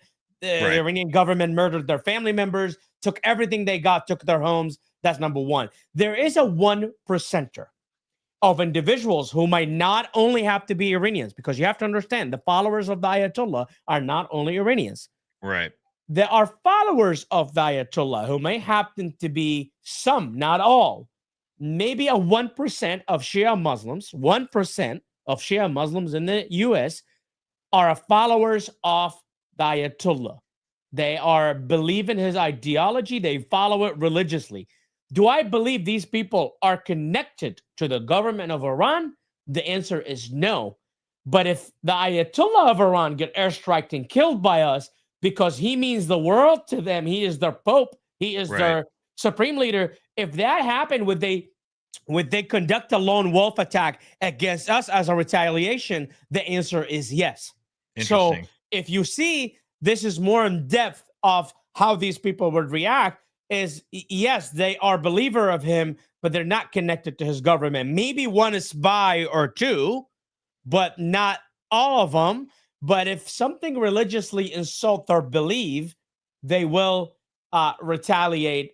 I'm sure somebody, one of them or two, will conduct something. So I want to give the possibilities and the detail of this so people can understand that it's possible, but it's not that easy. And to your exact point here, comment here says, I disagree. The border was wide open for 4 years. There easily could be sleeper cells in the country. Like Hamody just said, he said, yes, the possibility is absolutely there. Yeah. But that doesn't make it like a huge, what did Sarah Adams say? 1,500? Yeah. Like 1,500 operatives. Like my answer to the person asking out of respect, that's the thing, is tying political issues we have in the U.S., which is like the U.S. borders, to these topics is absolutely makes no sense. Look, if Iran wants to infiltrate this country and send their operative, they will find 1,000 ways to make it happen. They really don't look for the open borders. I want to make it clear. Let's not connect the American issues that we have here to these issues, because that's where the American public get misled by very bad actors in this community who wants to get you hyped up and put you in fear. And I don't want you to be afraid. That's what I come from. That's exactly brings me in my next point that I was going to bring up. They want you to be in fear. He says it there. This is the Israel narrative. It's essentially the Islamophobia narrative. And this is kind of what we talked about with the whole Sarah Adams sort of irresponsibility of her statements. Is Israel wants the United States people to be terrified of Iran.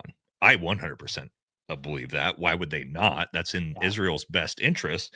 And stoking sort of the Islamophobia fears that come with that, I think, is a great way to do that, especially in American culture, going back, all the way to 9/11, the global war on terror, all these things. It seems it's like a really easy pressure button to push for fear mongers to be like, oh yeah, well, no, there's, again, like the Sarah Adams, you have no idea how many, Iranian sleeper cells have snuck 1,000, like, an exact number, 1,000. I mean, exactly 1,000. Let me just tell you something. In the Middle East, we do not do math that good, even though we created it. Okay? Like, if you think we're going to send you 1,000 on the dot, that is a white dude statement, not us. I can tell you that right now. Now, I'm not saying, guys, look, both me and Hamody fought the global war on terror, okay? Him more than me. But I'm not saying that there's not huge potential problems with Islam extremism. And I'm sure Hamody would say the exact same thing. However, that doesn't necessarily mean that the fear-mongering narrative isn't extremely beneficial to a lot of different power players. Israel, politicians, the military-industrial complex. There's a lot of people who massively benefit from the idea of stoking American fears and patriotism to go bomb the shit out of Middle Eastern countries, right? Like we've kind of proven that over the last 25 years, right? Hamody, like that it is it's kind of a go-to, like press the button, break glass in case of panic type of thing for US politicians, it seems like. Yeah, and you have to also think that the Iranian are not a terrorist organization, they are a terrorist regime. Yeah. They're a country, they're a sovereign country, and they are a regime, and they have their own interests. So they're not just, yes, they are thugs, but they are not thugs out of control. So the only thing that I stand against, they're not ISIS, right? There's a difference exactly between ISIS and the Iranian regime. It's two different things. So that's what that's where I come from, is that, you know, as I said in the past show, man, I fought terrorists my whole life. I looked at these people in the eyes. Do you know what makes them excited the most? Do you know what really makes a terrorist excited? Is when he sees you being afraid of him. Is that fear mongering puts them on steroid. It makes their ego gets bigger. It makes them more motivated than ever about this.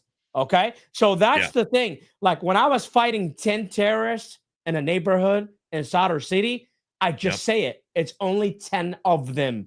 If I go and they say 400 of them were here, like our guy, says, Tim Kennedy with the 400 Iranians surrounding you. They get excited and they say, look, they thought we were 400. There's only 10 of us. So that's where I kind of stand against, is that just because the American public is not educated on this topic, and I don't expect anybody to be educated on this topic. Listen, if I wasn't born and raised there, if I didn't fight these wars against them, I wouldn't have known shit about them. But the truth is, we have to stop putting terrorists on a steroid so we can get views, because to them, that is victory. To them, that is winning the first battle, is getting the American public to be afraid and to put them in fear. And as I said before, there are people that did not go Christmas shopping because what they heard from Sarah Adam in the Sean Ryan show. No, you're not wrong. Come on. It's ridiculous. Yeah.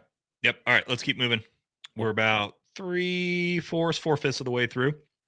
Let's see this last part of it here. It wasn't that long ago, it was during the revolutionary period in Iran, that Iran had relations with Israel, and commercial relations with Israel, and reputedly bought weapons from Israel. What happened? How did that change? Who changed it and why, that relationship? Israel itself is to blame because just look at what they have been doing in the last couple of years in Palestine, in Gaza. What Netanyahu has been doing, killing women and children, bombing schools and hospitals and civilian and residential areas. Nothing short of a full-scale genocide there. They have blocked the entry of food and medicine, any kind of humanitarian relief to Gaza.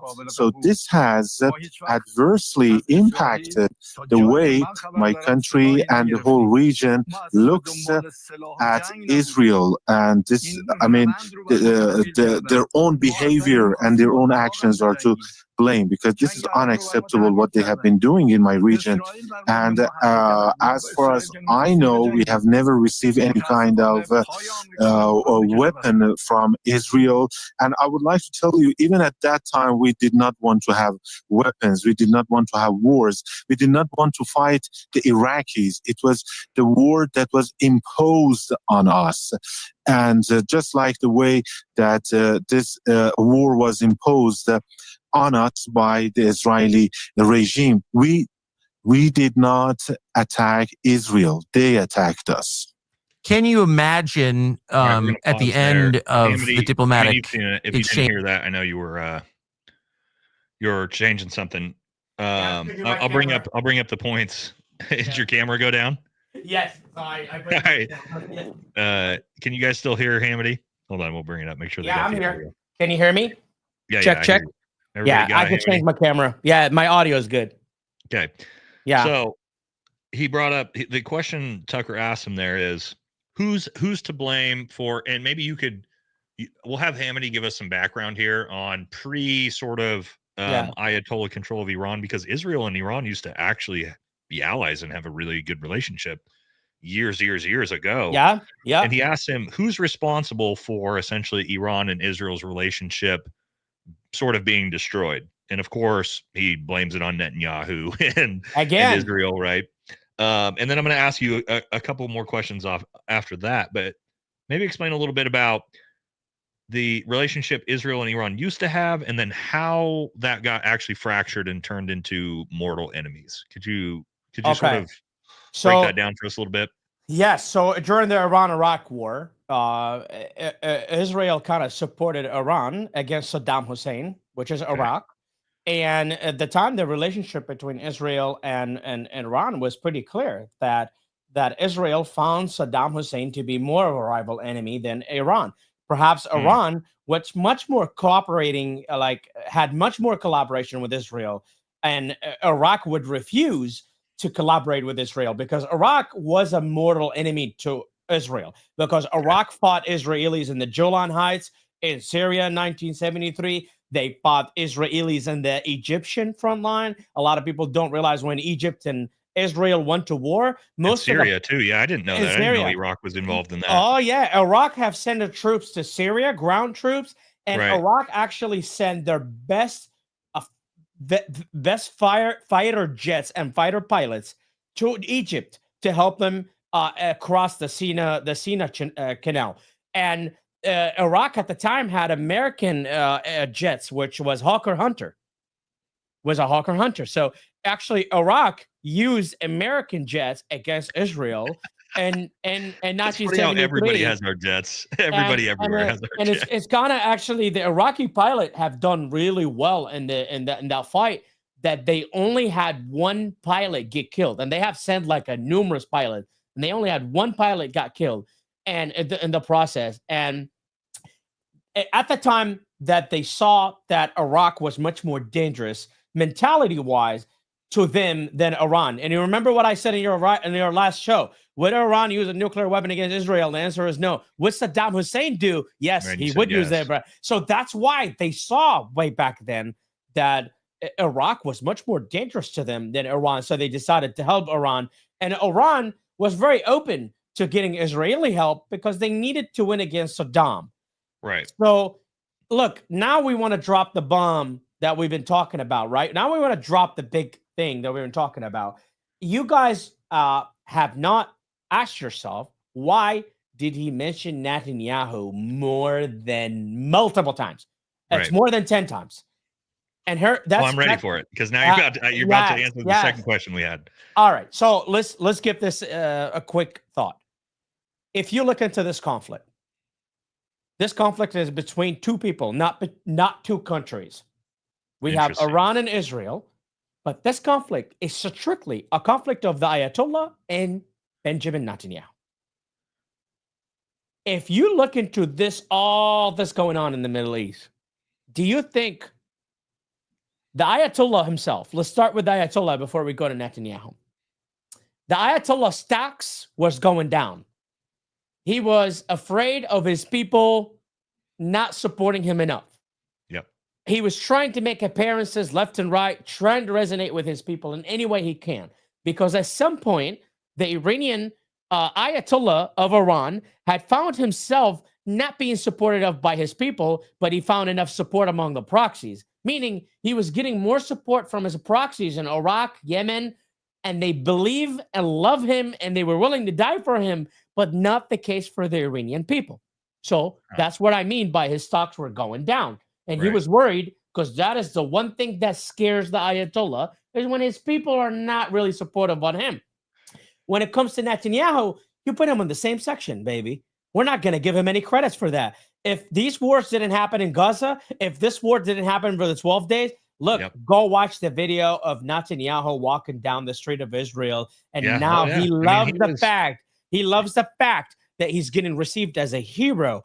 But do we think the whole entire nation of Israel think and feel that way? No, there's 50% of Israeli who says, they were about to remove him from power before October 7th. Half of the Israeli people in Israel right now, if you go talk to them, they're going to tell you, they're going to point the finger at Netanyahu, which you saw a video of an Israeli politician screaming at the Secretary of Defense of Israel saying, why did you have to poke at Iran? And he told him in a clear sentence, we did not expect them to have that much power. This should give you the answer that, yes, this is a war between Netanyahu and the Ayatollah. These are the most powerful figures in the region, and they are both trying to get their people respect. So do I believe that Netanyahu had every legitimate reason, everything to defend his country? Of course, he should. But do I believe this benefit him in the wrong run? We all know the answer. Yeah. We don't. And there's the thing. Just because we give you this answer, it doesn't mean we are anti-Semitic. It doesn't mean we are anti-Israel. I stand with them. I tell them that, hey, listen, you have the right to defend yourself if someone is trying to make a nuclear bomb near you and delete you out of the face of Earth. But that's the thing.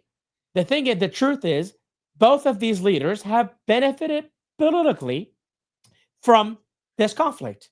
Well, and that was the very first thing I brought up on the War Room before we got into it, Hamody. Yeah. Was it's not just them two. It was also Trump. That's why I called this three-way victory weird fucking war, is all three.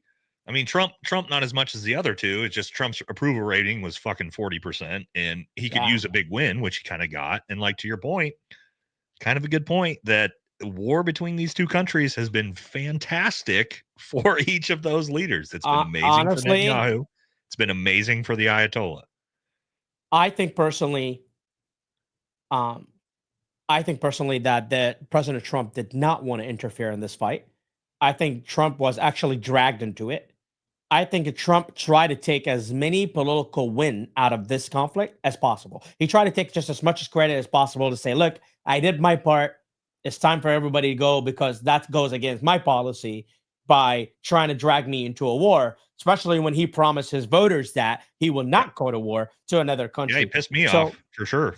So that's where Trump was really kind of choked out, which you can see how Trump was cursing in the last day of that war and how aggravated he was with this whole conflict. So I think that personally, that Netanyahu, when the Iranian president accused Netanyahu of creating this theory of them being that evil. Do I believe the Iranian regime is evil? Yes, they are absolutely evil. Interesting. Do I believe they're as evil as Netanyahu tells me? No. So it's very simple, right? It's almost like that's how you have to look into it, is that the Iranian regime is super evil. But I can't take the word out of Netanyahu, because Netanyahu, whether they have it or not, he's going to try to convince me they do. So the question is, why don't we look at this as Americans? Why don't we have the freedom to speak our mind and look at this and say, well, this goes 50% against my interest. This goes 100% against your interest. So it is 100% against Netanyahu's interest. Is it really affecting us? The Iranian president made that sentence clear. He said, the United States do not have to get involved in this war. And by what he means by that is, our problem is with Netanyahu. Right. So that is what the Iranian president is trying to tell you, because he mentioned Netanyahu more than Israel. Yep. He mentioned Netanyahu more than Donald Trump. So that tells you the conflict is between Benjamin Netanyahu, who also got interviewed by Tucker Carlson, and by the Ayatollah of Iran. If Tucker Carlson wants to go the extra mile, then this is crazy. And I'm going to say this in your show. You need to bring both of these presidents on one show. Oh, my God. Bring Netanyahu, bring the president of Iran. I will come help you. I will do it for free, even if I have to get shot at afterwards if we're doing it. But I'm just saying is, bring both of these people and let the American public decide. See, the people in the chat, I want those people to decide. I don't want to decide, because I already know what decision I would make. I already know that I would want to keep America out of all this shit show and say, we don't have to lose people, but we'll help you here and there, but we're not going to lose more people. And that's where I'm coming from. So I hope that doesn't piss off people. I hope that doesn't make them angry. I hope that doesn't make them think we're taking side over the other. But again, remember my methodology. It's a scale. but everything on a scale. Nate can make this interview happen. I'm nowhere near on the level of making that interview happen between Tucker Carlson, Benjamin Netanyahu, and the president of Iran. Yeah, if I had that type of power, I would be a lot wealthier than I am, guys. But I appreciate it. All right, we're gonna hit some super chats before we hit this last part of the video. All right, here we go. Hamody, what's your take on KH and some of the other Shia militia groups in Iraq today? If you can explain what KH is. I don't know what KH is. I hope you know. KH, I don't know who that is, but I'm sorry, I'm English third language. You have to speak to me. So, and some of the Shia militia groups in Iraq, these are the most radical proxy groups that belong to the Ayatollah of Iran. They are ruthless. They conduct all the dirty work that the Ayatollah gives them. They are taking over the Iraqi government. They're pretty much like the Soviet Union back in the day. They try to control the government. They run the show. They run the money. They run the media. They run everything in Iraq. And this is why the Iraqi people are free. That's what I was going to say. Isn't this what you mentioned this before about the Iraqi people are pushing back against this, right? They're pushing back really big time against it. But the Iranians are so smart that the Iranians start to make fake enemies, meaning they will get rid of the real people that stand against them, who speaks loud against them, and they will create fake enemies, and they can control the narratives in Iraq. So the Iraqis are too smart now. They are so exposed to like podcasts and internet. I mean the internet. They know the internet. They know better freedom now. The internet and chilies, Hamody. They know better. Yeah, they know better. And if you wonder why Qasem Soleimani came to Iraq at the time where he got airstrike, he came to Iraq to change the narrative. He was there to go to a PSYOP room. He was getting ready to go to a PSYOP operation to figure out how they can change their narrative in Iraq and why we're more Iraqis against the Ayatollah and the government of Iran. And he ended up getting airstrike by Donald Trump.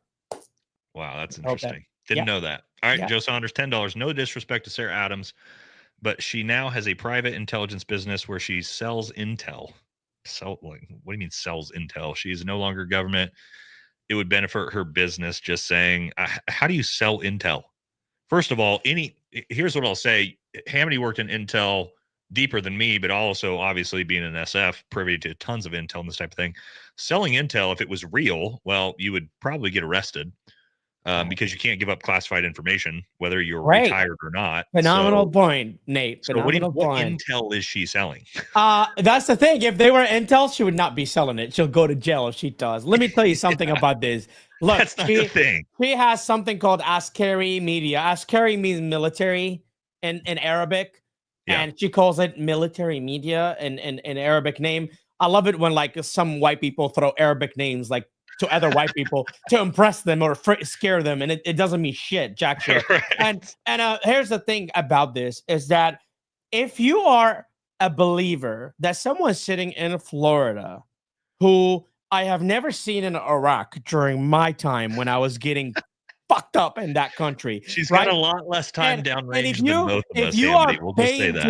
If you are paying to get information, you are just the same dude that goes to the corner of the road and buy a bunch of cocaine. There is no answer to that when it comes to that. The truth is, these are all this is a narrative that she is selling. She's selling you a story. It's up to you to pay for her. And if she takes your money, if you're the kind of guy that she takes your money by giving you information like that, I truly believe that, she deserves to have your money, and you don't deserve to have your money because, look at this. If Sarah Adams living in Florida thinks that she can infiltrate Afghanistan and the Taliban, who's been there forever, and she thinks she can infiltrate Iran or the Iraqis or whoever, you'll be crazy, man. Some 40-year-old white lady is gonna infiltrate the Taliban. Come on, man. Come on. Let's knock that shit out because these bad characters really mislead the American public. And I have seen a lot of ignorance unfortunately started to rise up again.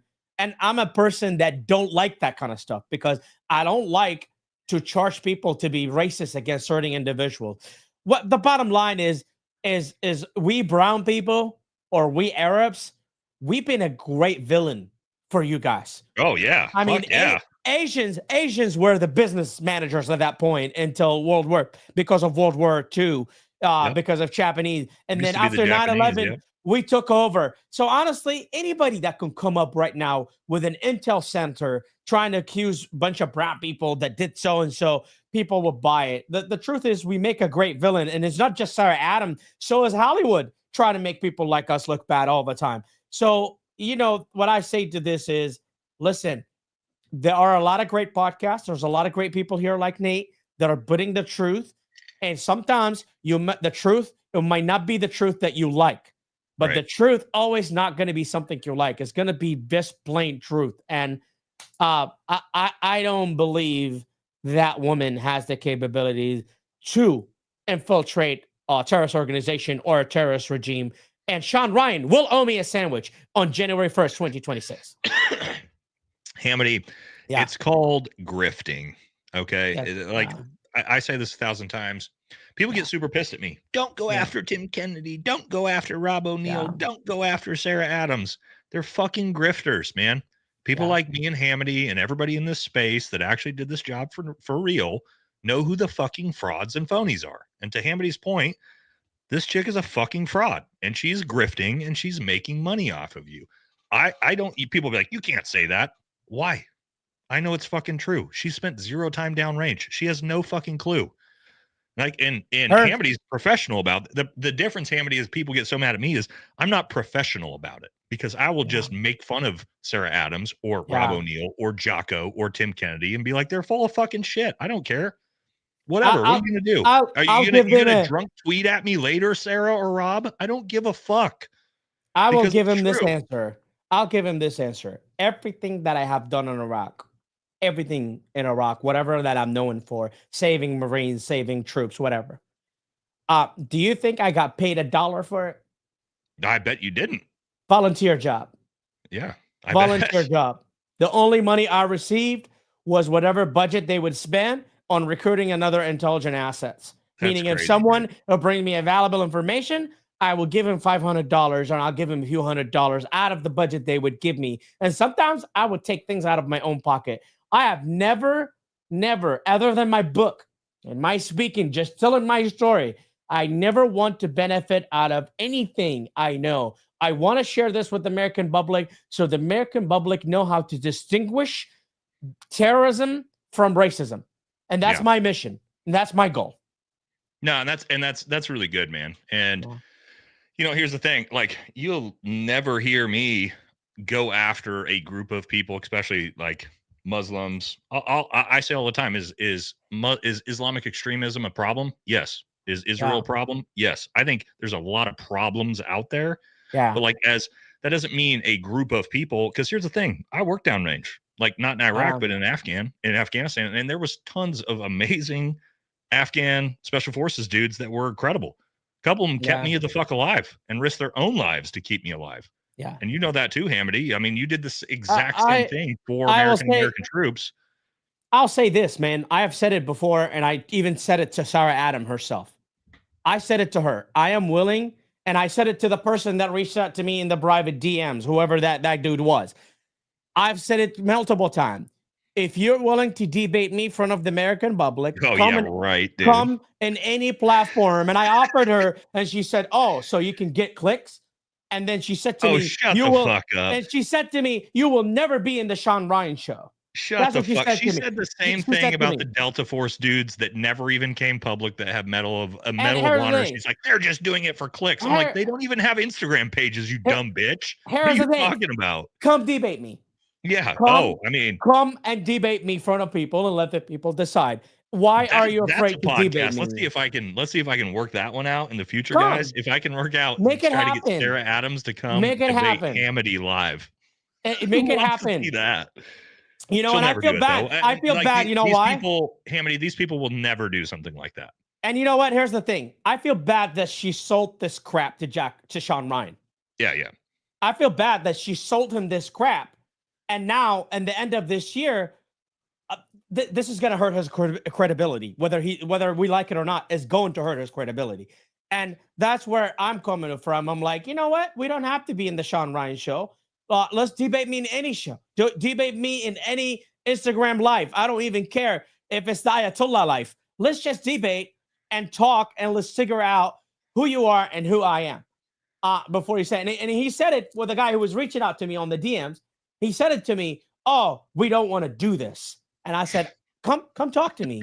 Just come face me in front of people and let's have a conversation. Whatever you want. Anything to do with that, man. At any time, I'll show up. If it's not like super controlled and catered in the narrative, and they can put out whatever bullshit narrative they want, it's like Tim Kennedy or Rob O'Neill.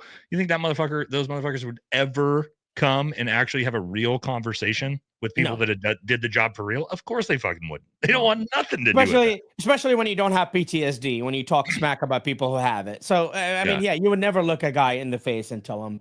All right, so you got Joe. You got a lot out of that comment. Yeah, man. You're welcome, Joe. You're welcome. All right, RRR does stuff. $20. You better do a video on Trump, DOJ, and Epstein if you want to be true to the brand. I mean, we are calling out liars. I mean, I'm critical of Trump all the time. What does Trump have to do with Epstein? We don't know. We can't see in the Epstein files. Why? Because the government says they don't exist now. So BS. Yeah. That's fucking dumb, and it's obviously fake. Here's what I'll say about this. Is Trump probably compromised by the Epstein files? Yes. Is Joe Biden? Yes. Is Bill Clinton? Yes. Is Bill Gates? Is probably every famous politician and powerful person in the American and Israeli and European governments? Yes, probably. And will we ever see anything about the Epstein files for real? No. Why? Probably never. Both sides of the aisles are massively compromised. Maybe our grandchildren will. Yeah, maybe it'll be. But here's the thing: we don't even know about that. Like they just now released the JFK files, and that was 60 years later. You know what I mean? Yeah. All right, ADOX, $5. Thank you for bringing on Hamody. Of course, his Middle Eastern perspective adds a lot of value. I hope he's a regular. Well, he's already been on here twice in 2 weeks since I met him, so that's more than most. Yeah, Hamody's awesome, man. Like I love your perspective that we don't get as Americans. Yeah, because it's an interesting one. It's like you are Americanized. Like, you've been working with America forever, but you still have this interesting like backstory and so much experience that like not even guys like me in the field just don't have that, right? Like I don't want to call it like a foreign invader, but like I spent my time in the Middle East at the time, especially like I didn't know shit. Like, you know what I mean? When I really think about it, like, so it's great to have you on. I appreciate it. And, it's an honor being here with you guys. And honestly, I don't go anywhere else other than your show because I show a lot of respect for you guys for speaking up.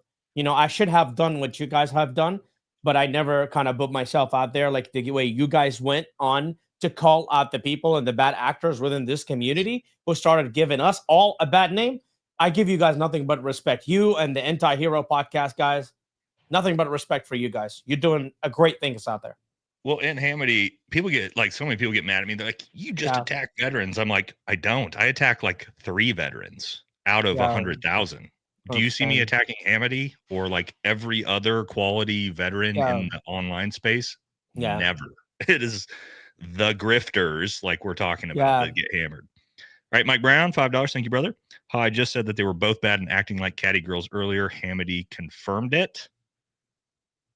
I don't remember who we were talking about, but it was probably probably Netanyahu and Ayatollah. Oh yeah, because the war is all about them.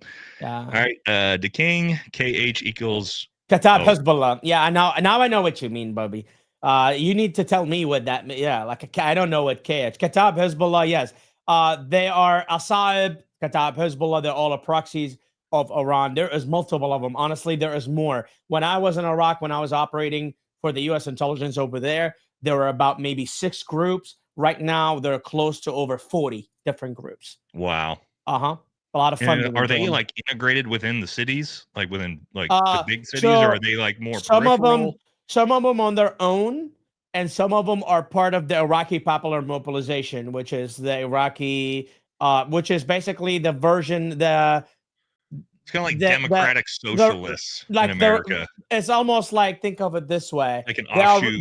They are the Revolutionary Guard of Iraq in behalf of Iran, but they get paid by the Iraqi government.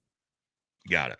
So we have the army, we have the ISTF, the Iraqi counterterrorism, and we have the Iraqi Popular Mobilization that Iran shoves in our face to keep them armed, meaning they want to have people armed inside of our country. That makes sense. Yeah. All right. And then last one before we jump to the last part of this interview. Tony Riggs, $5. Is Andrew Bustamante, Delta Ranger, grifting for money? Hamody, do you know about Andrew Bustamante? He's the guy who looks like a fucking barista at Starbucks, CIA. Oh, yeah. I saw that dude. Operative. Yeah, I've seen that long hair. on Sean Ryan show. Yeah, I've seen it. Every time I see him, it sounds like he's giving the most 30,000 foot view on CIA intelligence that exists. I think he's full of shit, personally. But again, I wasn't in the intelligence world. I don't know if you follow him that close. I don't even watch him. Probably not. Well, if Hamody doesn't even know who he is, then he probably isn't that legit. I don't even watch him because since he brought Sarah Adams as a CIA, I was like, yeah, whatever. And then I don't. Yeah, okay, there you go, guys. So if Hamody doesn't even know who the fucking guy is, he's probably not legit in the intel space. And I don't never idea. It depends, I'm sure that the CIA have multiple specialties and multiple departments, and the people. Oh, huge organization. Listen, I want to say this. I worked for an agent who was an analyst. And I want people to understand. Do you understand what an analyst is in the CIA? That means that person is a smart motherfucker. It means when I talk to that person, I don't talk to that person like any American. That means that person understands the dynamics of terrorism like I do. That means me and another guy goes on the same level. So to be an analyst in the CIA, it is absolutely hard.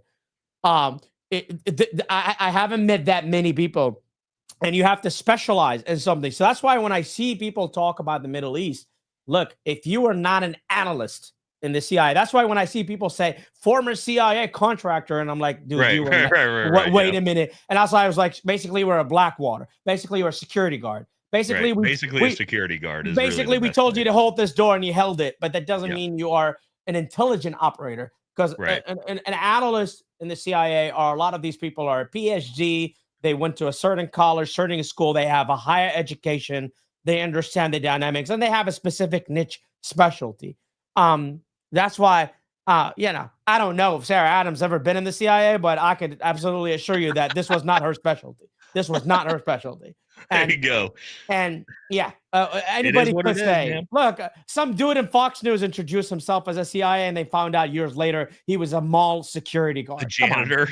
Yeah, just anybody could go say that, man. It's like whatever. He was a gate guard at the peripheral of the compound. Yeah. Honestly, just balance the information. Balance the information you receive. That's all I tell people. All right, last one, then we'll hit this last part of it. All right, Zuby, what's up, brother? $5. How is Iraq's military training now? Interesting. Do they have a boot camp, an infantry school, etc.? Since Sarah makes them sound like super soldiers. I mean, they're still being trained by the United States.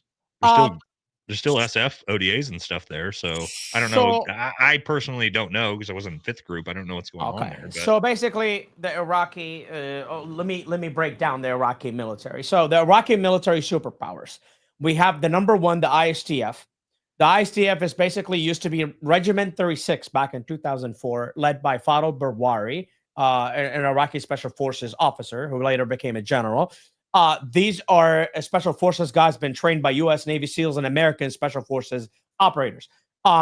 So these guys are pretty much their own branch. They're pretty much like the Marine Corps. They're their own branch. They're not part of the Iraqi military. They answer straight to the Prime Minister of Iraq. Are they like a contracting force, or how does that work? No. They're just part of the Iraqi government. Okay. They answer straight to the Iraqi Prime Minister. They call the counterterrorism unit. Okay, got it. On the other hand, you have the Iraqi military. The Iraqi military, which I'm a member of, has two elements. We have almost about 14 divisions since I left. Oh, wow, that's pretty big. And it's big. So I have a lot of divisions they have. The biggest powers we have is the 1st Iraqi Division, which was my unit, which was the first unit in the Iraqi military in 2003 that was established and trained by a company called MPRI, American company, by former Special Forces operators from Vietnam and Marine recon guys from Vietnam who trained those guys. This is pretty much the equivalent of the Rangers of the Iraqi military. So you have the 1st Iraqi Division who have no area of responsibility, fights anywhere, fought in Fallujah, fought in Mosul, in the liberation of Mosul, basically goes and fight the big fights. You also have the 9th Iraqi Division, who is the only armored division in the Iraqi military that have Ibrahim tanks, American Ibrahim tanks. They have T-72 Russian tanks. They have BMB-1s, Russian small Russian vehicles, and it pretty much it covers all troops all around the country, including the ISTF when they went to war in Mosul. The 9th Iraqi Division kind of pretty much deployed because of the only armored division. So that's the major power beside the Iraqi Air Force, who have F-16 as well. Oh, shit! They got better jets than Iran has. I mean, look, when she talks about the Iraqi have super soldiers, they do. Those ISTF operators and the members of the 1st Iraqi Division, they've been at war since 2003, bro. Fuck yeah, dude. So imagine when you go there and you meet a 1st sergeant or a sergeant major that has participated in numerous amount of battles, right? Yeah. Between the surge all the way up to now to liberation of Mosul, Battle of Fallujah. Some of these dudes been into almost 4 different battles in Fallujah. So an American Special Forces major, his name is David, who I used to work with here in bases as a contractor. He said to me, when I was in Iraq, I was attached to some Iraqis who were the equivalent of 2 times Medal of Honor. Wow. These guys been in more wars than you can ever imagine. Imagine I left in 2008. And imagine the war never ended for these guys. And they've been fighting terror. Imagine you're a Special Forces guy. You've been clearing doors since 2003, since you were 18, and now you're 40 years old. Yeah, and there was guys I worked with in the Afghan Special Forces like that were like, yeah we've been fighting the Taliban since 2004. Like, but nonstop. Like, they didn't go home. Nope. They just were like, we've just literally been doing this for 10, 15 years straight. So, all right, let's jump into the last part of this interview. All right. And then we'll see what we got. Oops. Hold on. There we go. All right, here we go.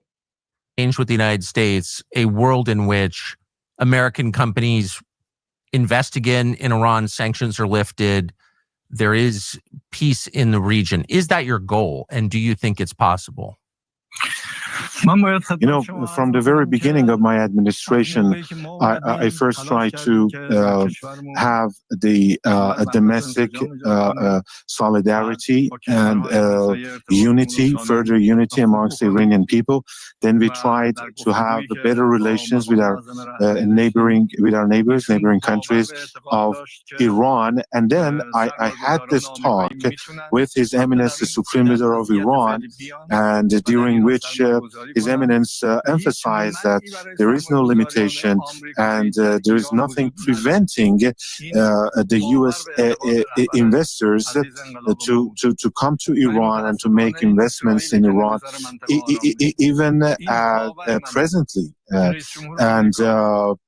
There has never been any limitation, anything barring them from coming into Iran, and this is the belief of the Supreme Leader of Iran.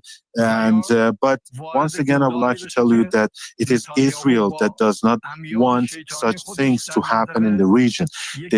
Israel does not want to see peace and tranquility in the region. But I would like to once again repeat that the United States President, Mr. Trump, is he's capable enough to guide the region towards the peace and a brighter future, and put Israel in its place, or get into a pit, an endless pit or a swamp, and that is a war that Netanyahu wants the United States or the U.S. president to be dragged into. So it is up to the United States president to choose which path that I told you about. And as I told you, there is nothing preventing the commercial or industrial or economic activities by the U.S. Business people and investors. And of course, if there was a limitation, it was caused by the U.S. sanctions, not by us. Mr. President, my final question: if we wind up in a broader war, could you expect assistance from Russia and China, military and economic assistance from your allies, Russia and China? We have always put our trust in God, and in God we trust. And we are capable enough to defend ourselves and to stand on our own 2 feet and to defend our country, our territorial integrity to the last drop of our blood. As I have said again and again, we don't want wars. We don't want to develop a nuclear weapon. And this false image, this wrong mentality created in the minds of the U.S. Decision makers and officials is because of the devilish machinations instigated by Netanyahu and the Israeli regime and its policies based on warmongering.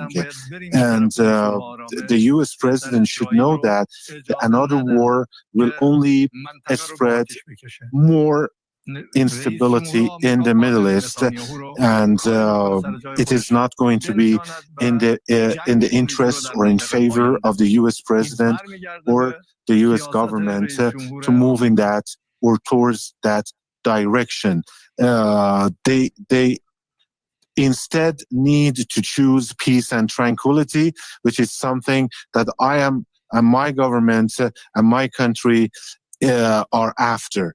And I also, as I said, I believe that the U.S. president is powerful enough to put Israel, to Netanyahu in their place, to contain them and replace the warmongering, bloodshed, and conflicts with peace and tranquility. Mr. President.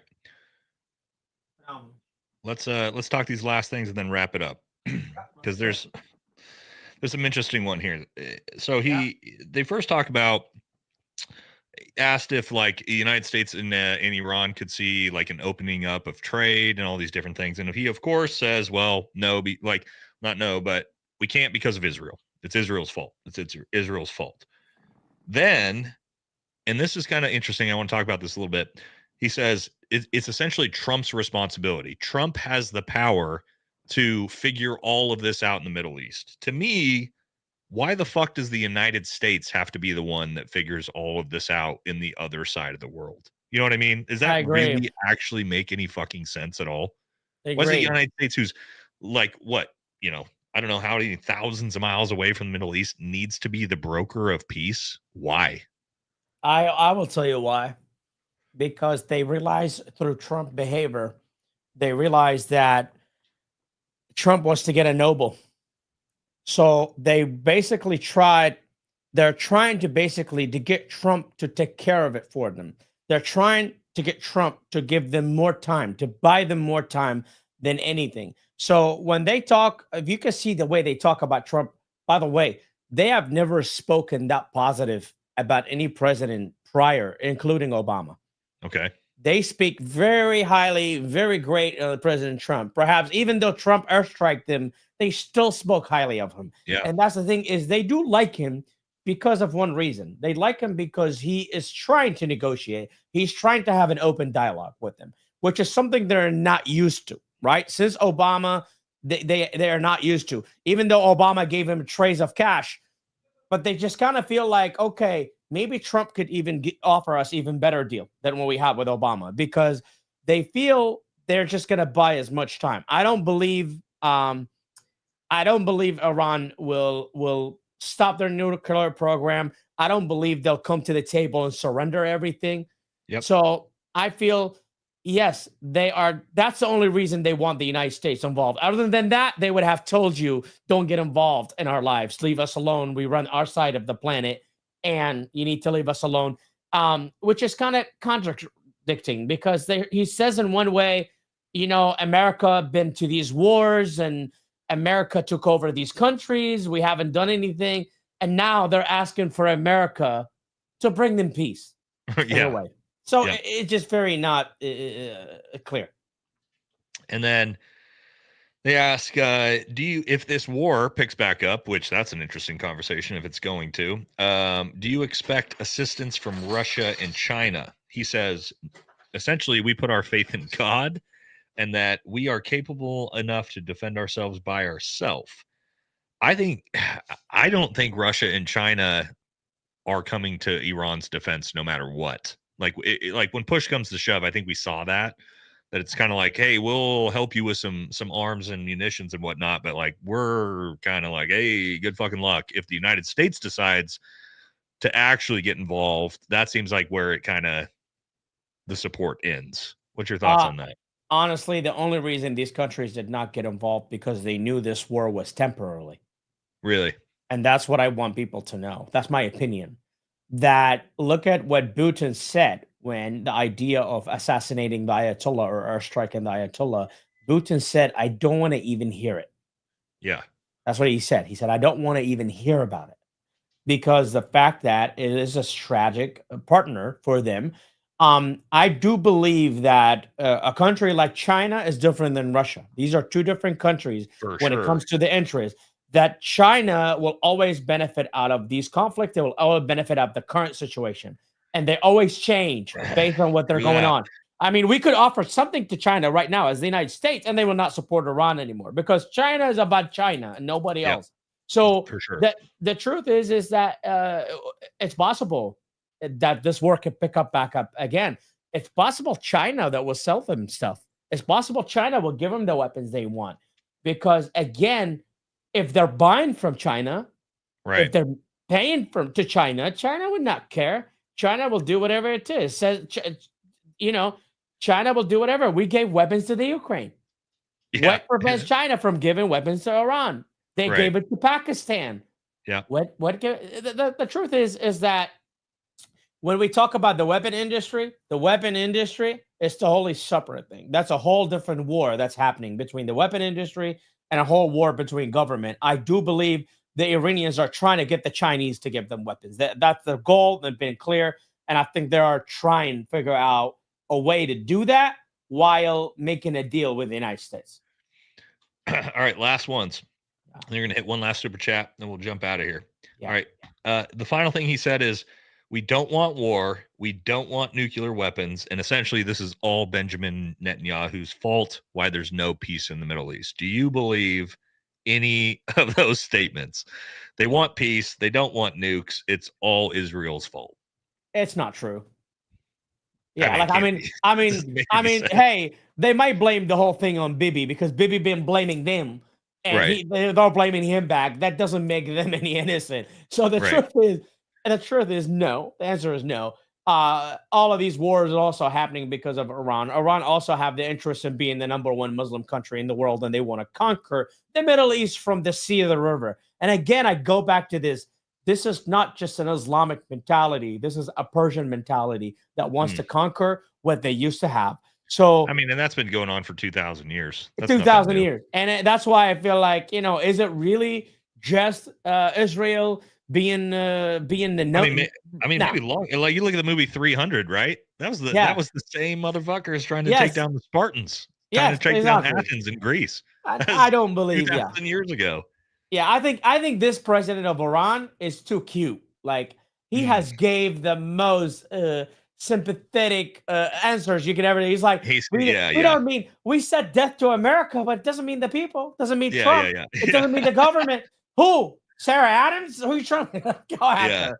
Yeah. So I was like, so I believe is like really like I think he is trying to basically be as politically correct as possible. And again, if you want to have a real conversation, like if you want to speak to Satan himself, speak to the Ayatollah. Yeah. All right. Super chat. Let's hit this last one. Turd Ferguson, $78, $20. Thank you, brother. Hamody, help me understand Iran's influence on proxy states. I'm asking because the version of things I've heard is Iran doesn't act directly, but uses these countries as cover. Nick, well, it's Nate, but that might have been a Brent Tucker shit talk there. Keep doing what you're doing. Yeah, so, I mean, Hamody's definitely talked about this one before, but 30,000-foot view, how Iran uses proxy states instead of acting directly. It's a true, actually. Iran basically used these arms. We call it the arms, which is like Syria, Lebanon, Iraq, Yemen. Iran used this arm to do their dirty work. So basically not only military-wise, not only militia and fighting-wise, also financially, when sanctions were put on Iran, Iran used Iraq as a backyard to do money laundering and transferring money in vehicles. So yes, these proxies do a lot of dirty work for the Iranian government. And that's why the sanctions we put on Iran did not affect Iran as much as it did against Iraq when Saddam was in power, because Saddam had nowhere to go. He did not have any arms in the area that could help him out. Where Iran has a lot of windows open. They have 4 to 5 different windows that are open so they can get air and breathe. So yes, the fact is they just use them to use their dirty work. If America makes a deal tomorrow, and this is what I would love for the United States to ask, to tell Iran, pull your arms back to Iran and leave these countries alone and let them have their own independence. If that happens, it's possible the Middle East will have peace and we will all live independently and nobody will have any issues. Yeah, that's a lovely pipe dream, isn't it, Hamody? Yeah, peace in the world, no more wars. No, that'd be lovely. Not in the Middle East. Not in the Middle East. Yeah. Excuse me. All right, let's wrap this up. Final thing. Okay, we got the pinned comment. If you haven't already, go follow Hamody. Go buy his book.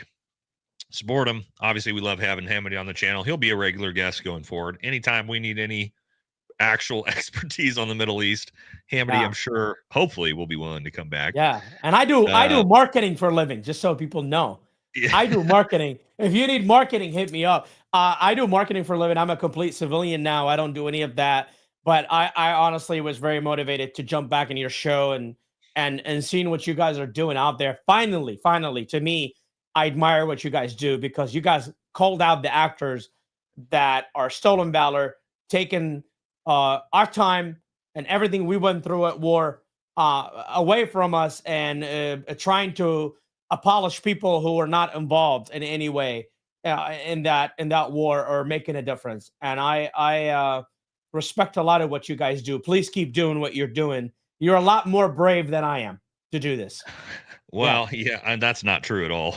Nah, but you guys are brave. You know why? Because these people were taking our community off the edge. They were about to throw us from the top of the mountain. I think they definitely got blindsided by people like me and Brent Tucker, who just don't give a fuck and aren't scared of them, and don't like. I'm not scared of fucking Tim Kennedy and Jocko and Rob O'Neill and Marcus Luttrell, and that's kind of been the biggest problem forever, is they've sort of hold all the power in the space, where it's like, oh, you can't say anything bad about these people, and it's like now you have a new wave of veterans like you and me and all these guys that actually fought the war that are now getting into the social media space going, yeah, no, that's fucking bullshit, and we're not gonna let that be represented. And the biggest thing is, and again, Hamody, I've talked about it before, but like my dad was a Green Beret.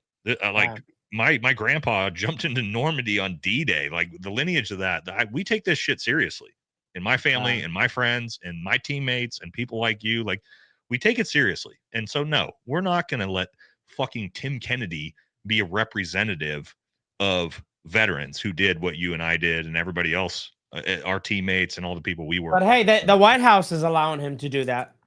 For now, you haven't seen him at the White House since the most recent one has happened. I doubt we will see Tim Kennedy at the White House ever again. I'll just say that there's a lot of stuff in the background people don't know about. All right, last thing, I got to pitch it because guys, we just restocked all of our merch and we got brand new stuff. We've got the Munchkin skydiving tank tops, plus tons of other merch. Hamody, I got to send you out some merch. Yes, please. Instagram. I'll send you a bunch of stuff. Guys, I'm going to put the link for the merch up in the stream right now. Pin comment. It's all restocked. Everything is back. We've been like super dead on merch for about a month, but everything is back. So if you've been wanting it, get over there and get it now. These Munchkin tank tops are going to sell it fast. Hamody, I'll get you a package going forward. Anything else you want to? Oh, we got one more super chat, then we're going to bounce. All right, the King RGP $5. One huge reason for the U.S. provided Ukraine weapons is to see what our weapons will do against Russia's. Kind of, maybe. I mean, that's kind of a fair one when you talk about. Oh no, we got a few super chats. Yeah. All right, Nicole Morgan, $2. Great insight and great interview and insight. Thanks, Hamody. Yeah, I mean that insight's all from Hamody, not me. So thank you to him for that. Sarah Griffin, $5. Nate, keep up the goodiest work. Hamody, really enjoyed your thoughts. Looking forward to reading your book. Thank you, ma'am. You're welcome. Thank you. I need to read it myself. I'm gonna order it right after this too. I haven't read it yet. So, and I have one last thing I want to close with is a poetry that I wrote. Here we go. Yeah. Hamody's got some poetry for us. Let's hear it. And I want to read it for you guys, and that will be the closing for me. The last thing. All right, here we go. We'll close it out. Here's my poetry that I wrote. I might not have been in the Sean Ryan show, but the stories I carry, the world should know. No scripted stage, no spotlight glow, just truth from the ground where the real ones go. The difference is clear. Let me unwrap it. Sarah Adam is an average, but Hamody is a savage. You're welcome. You're welcome. Now that's some poetry right there. You got some. I love that poetry, Hamody, because it's clever. Yes. It comes with just some shit talk. Yes. Yes. All right, everybody. That's gonna do it for this one. Again, go follow Hamody. Appreciate you guys coming back. He'll be back on the channel. That's gonna do it for this one. We're logging off. Take care. Yeah, live and have a good one, man. All right, let me end these streams.